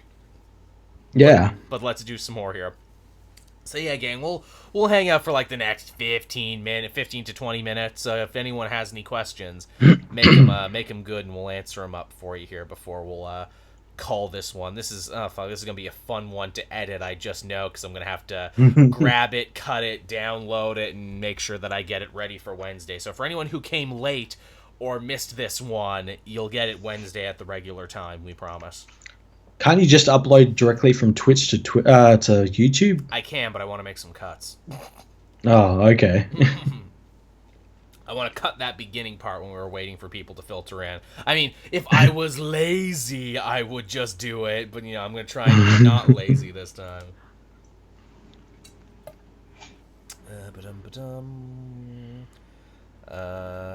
What did you think of the Agents of S.H.I.E.L.D. finale? Haven't watched it yet. Don't spoil it for me. That's one of the things I haven't watched yet. I was going to watch that and Saturday Night Live tonight, the finale of that, but I've been so busy. Haven't had a chance to. Yeah. I won't spoil. I watched it. I thought it was really, really great. It was definitely a finale that they shot knowing that could possibly be their last season. So a lot of stuff gets tied up. But obviously, we're getting another season, so I'm interested to see where they're going to go from there. Yeah, most definitely. You guys get a chance to read Quicksilver No Surrender. Did that come out this week? Yes, it did. Yeah, I read it. I read it. Oh, fuck. I didn't pick that up. Shit, I'll have to go back to that. It's pretty good. It's interesting. I'm not going to spoil it for you, but yeah, it's interesting what Saladin Ahmed is doing with Quicksilver, and he's doing like what he's done with Black Bolt, and it's just like weird sort of, that's good, maybe cosmic stuff, and yeah, it's very interesting. It's something that, like, when I was reading it, I was like, yeah, why hasn't, like, The Flash done something similar to this? Yeah, that's good. That's what I want from that series. The Matt Young, Joel, when you tell Benny to shut up? I tell him to shut up all the time. I gotta get a word in edgewise before I tell him to shut up. Cyborg Soldier, Mary Fuck Kill, Crane Dad, Alpha, Hell, and Alpha is in there. Oh, some of our favorite, most recurring characters. Yeah, Matt, Mary Fuck Kill. Who do you do in that one? Oh, Hell, is just amazing. An amazing character, so many facets of his character. The best thing to come out of the new 52, some would say. Yes. Oh, no. I mean, I guess I have to kill Alpha because he's underage, and if I fuck him, that'll be illegal. I'm going to jail, and I want to do that. I mean, I guess I marry Crane Dad because he's a dad, which means he should be a good parent. And I guess I guess I fuck Hell then, but I don't look at him while I do it. You fake. It's very cold and mechanical. We both know why we're here. It's just get in, get the business done, and get out. Tevye, did you get to read Superman special number? You know I did, Tevye. It's up on my channel. you know I did. I did my review on it. He has it right here. You know the answer, Tevye. Looking to jump into Fantastic Four. Should I start with the Wade or Hickman run before Slott's run? Both are really good. Hickman and Wade's are really good Fantastic Four runs. I'd say if you're gonna get into it, I'd say wait for this new number one that's coming out. But before that, just read Marvel 2-in-1. Yeah, which is really, really good, and will probably be a very good lead-in. Yeah. Twitch V, what are your thoughts on having to wait until summer 2019 for 13 new episodes of Agents of S.H.I.E.L.D.? It is what it is. I mean, it's not like we won't have other shows to tide us over until then. Makes sense since Avengers 4 takes place right after Avengers Infinity War, and can't have a show take place at the same time. And yeah, so I think that the episodes take place after after Avengers 4, so they don't have to deal with the snap or anything, because I think even the writer said like the snap would have been a cheap way to end the season. Yeah, definitely. Cyborg Soldier, since it's not going to be up on the channel, what was your favorite moments while working at CBC? I mean, getting to start my career, getting my licks in, learning how to make videos and uploads and everything. Yeah. You know, that Montreal Comic-Con was pretty cool. That's about it. Yeah, pretty much the same. We had some pretty good commentary tracks there. We got to get what is it, Tom and Tom, because they have a channel right now, Secondhand Media. We got to get them back for a commentary at some point. Yeah, definitely go check out their channel. They do some really good stuff over there. Yes, tell them Joel and Matt sent you for that one. We wanted to do it at Christmas time, but we couldn't get everyone together. We wanted to do the brand new Power Rangers movie that came out, and in fact, we still might do that, hopefully. Maybe this Christmas, when everyone's off and not doing anything, we'll try and get those guys together and do something. Yeah. Excited about Luke Cage Season 2? Most def. I'm actually going to be going back to BC in June, so I'll be watching it over there. Yeah, that comes out soon, doesn't it? It does. It comes out surprisingly soon. Yeah, it looks really cool. Yeah, it does. Looks really cool. Here's hoping they don't burn away the more interesting villain in the first half of the season and then just kind of meander. Just kill him off for no real reason. Yeah. Just when he was starting to actually get pretty interesting and cool and everything was starting to click. Yeah. Matt Young, no more questions from me, but just wanted to say thank you and Matt for being awesome as fuck. Oh, well, thank you, Matt. We appreciate that. Oh, you're welcome. I shouldn't have said anything. Thanks for coming out. That's not. Yeah, thank you for joining us, everyone. We know this was impromptu on a Sunday night, and some people have work and school in the morning. It's appreciated. Cyborg Soldier, worst class you ever had? You talking in school or RPG class? Because I'm playing like a Blade Pack Warlock right now in my D&D campaign. I'm not a huge fan of. His name is Orpheus Brightleaf, and he keeps getting killed a bunch. I should have spec'd into Soldier. I'm trying to play him like a fighter, but he's not a fighter. I got to keep remembering to go to the back. What about you, Matt? Any classes either in school or fantasy that you were not a fan of? Fantasy, I'm not really a fan of, like, classes. What's the class called in Divinity? I guess like the Bard class in Divinity. I'm not a fan of that class. I'm like, just you don't get shit done with that class. Yeah. Gotta be something with like range or something. There you go. I gotta check out Divinity. They're doing a PS4 version of it soon. They are. They the first one's on PS4 as well. Nice. I will have to check that one out. It definitely looks super cool. Tevia, question, Joel and Matt, what do you think of the Netflix heroes? Are they ever going to go to the movies? I hope so, but I don't know. Yeah, I don't know. The thing is, like what's Daredevil going to do against Thanos? What's Daredevil going to do against Galactus? I just want to see them keeping peace in the street is all I want. I just want to see them acknowledged, if only for a minute. Because I'm a nerd, and I like it when my media connects.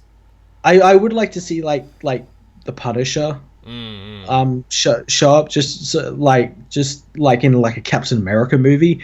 Just because of like their relationship in the comics is really interesting, where like Punisher's kind of a fanboy of Cap, and Cap's like is like disgusted that he kind of what's the word, like inspired that guy a little bit. Yeah, that'd be something. Dante Turtle, any hopes for E3? It seemed like a Canadian Walmart actually ended up leaking a bunch of big announcements for E3 this year. Yeah, good old Canada. Yeah. Not playing by the rules. No, never. Supposedly there might be a new Mortal Kombat, there might be a Borderlands 3, there's Rage 2 that looks like it's trying to be Borderlands super hard. Yeah, there's loads of rumors about maybe a possible Superman game. We can Which hope. I guess it probably isn't because I think they prop up every E3. It's like, oh, it's going to be announced this E3. That's the thing. Like, hey, we're gonna see some more Beyond Good and Evil stuff this year. Yeah. Silly, silly people. That game's never coming out. Nor is Kingdom Hearts 3. yeah, yeah. I know they showed us a bunch of new footage, but they're never gonna let us play it. It's all just a cruel joke Nomura is playing on us. Now he's just got like 5 people on the chat going, motherfucker, Kingdom Hearts. Yeah. Someone says new Pokemon. Yeah, supposedly they're working on a big new Pokemon for the Switch, which, if it's good, it might actually make me buy a Switch.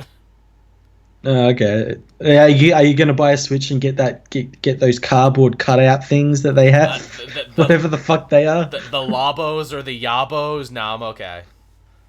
I saw so many people working on setting up the Yabos, and I'm like, nah, I'm good. It's cheap labor. They couldn't build all the parts, so they just make you do it. Oh, Nintendo, you guys are totally the you're the whatchamacallit now. You're the IKEA of the video game world. Oh, here's a good one. Comic book waifus. I'm not a weirdo, but yeah, I mean, there's a lot of female characters I like. Yeah, I'm not some like anime weirdo, but yeah. I don't have an Emma Frost body pillow, but she's all right. She's kind of got this like cold indifferent ice queen thing going on. I mean, Sin the Red Skull's daughter has got like this whole militaria thing going on that's pretty exciting. But I'm not a weirdo or anything. What is it? The Livewire's pretty fun, but she's voiced by Laura Hetty, so I'm pretty sure she's not playing for my team. That's my canon. The voice actress was a gay advocate woman, so the character is a gay advocate now. That's my headcanon. What else do we got here? Let's do a couple more. Joel has a type. I do, chat. I most certainly do. Someone's asking us to pitch a TMNT movie. I don't really know that much about Teenage Mutant Ninja Turtles. I talk a bigger game than I actually do. Here's a pitch. They're Teenage Mutant Ninja Turtles, and they fight ninjas. They're done. I like it. Make it. Print it. King Claude. Joel, we all know you have a Gail Simone body pillow. Look. You can't prove that. It's only slander now. You can't prove that in court. Oh, here we go. Cyborg Soldier. This will probably be the last one. I'm surprised we didn't get to this one yet. Thoughts on Thundercats Roar? I don't care about Thundercats one way or the other. In fact, it's been so weird on Twitter to see people getting so upset. Even people I respect getting upset about it, to where I'm like, what is even wrong with you people? Yeah. See, I'm not upset with like the cartoon and like a new cartoon and everything. I'm more upset at that people are kind of making excuses and accepting this really subpar animation. I mean, it's what's in at the That's moment. the one thing that like, yeah, that's what I don't get. Like all these shows are like doing the same animation. I'm like, do something different. I mean, they want that Teen Titans Go money. They want that OK Go money or OK KO money because that's what kids are watching now. That's the thing.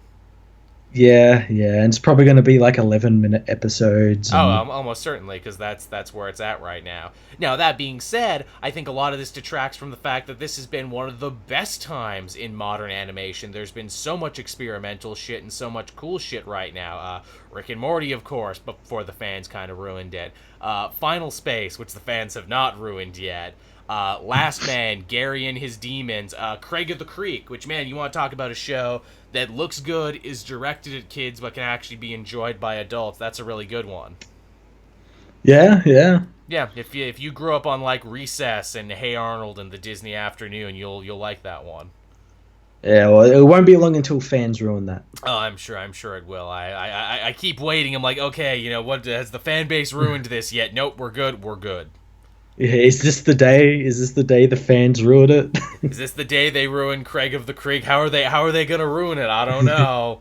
They'll find a way.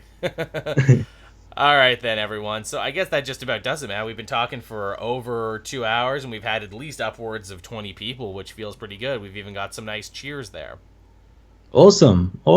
So yeah, again, thank you, King Claude, Trappy Jenkins, and Tevia, who did some cheering there. So yeah, I mean, thank you everyone for joining us on this 100th episode spectacular. We hope you enjoyed listening to it as much as we enjoyed making it. Thank you for supporting us and allowing us to do this, which is always nice. Yeah, it's great. I like being able to do this on a weekly basis. Yeah, it's a pleasure. It truly, truly is. Also, you'll have to tell us, people who made it live and for people who came later, is a live show something you would like, and how many people can actually watch us Sundays at 10? Because like we said, that's Westworld time, that's Game of Thrones time, that's Sopranos time 20 years ago. Yeah. Well, not only that, is it viable? As in like, is it really shit quality? Is it like Yeah. constantly dropping stuff like that? Yeah. Do we meander more and do we like look at the chat more? Is that a problem for you? Yeah. Tell us. Yeah. Tell us.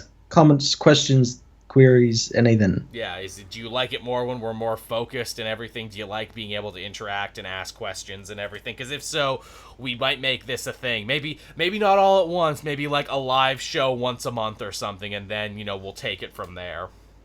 Yeah, and we could even branch out and do things while we talk. Absolutely, that's totally a thing we could like do. Play games or something. Yeah, I know. You got the big fantasy board there from Steam because we wanted to play like some board games and shit, and I would like to do that.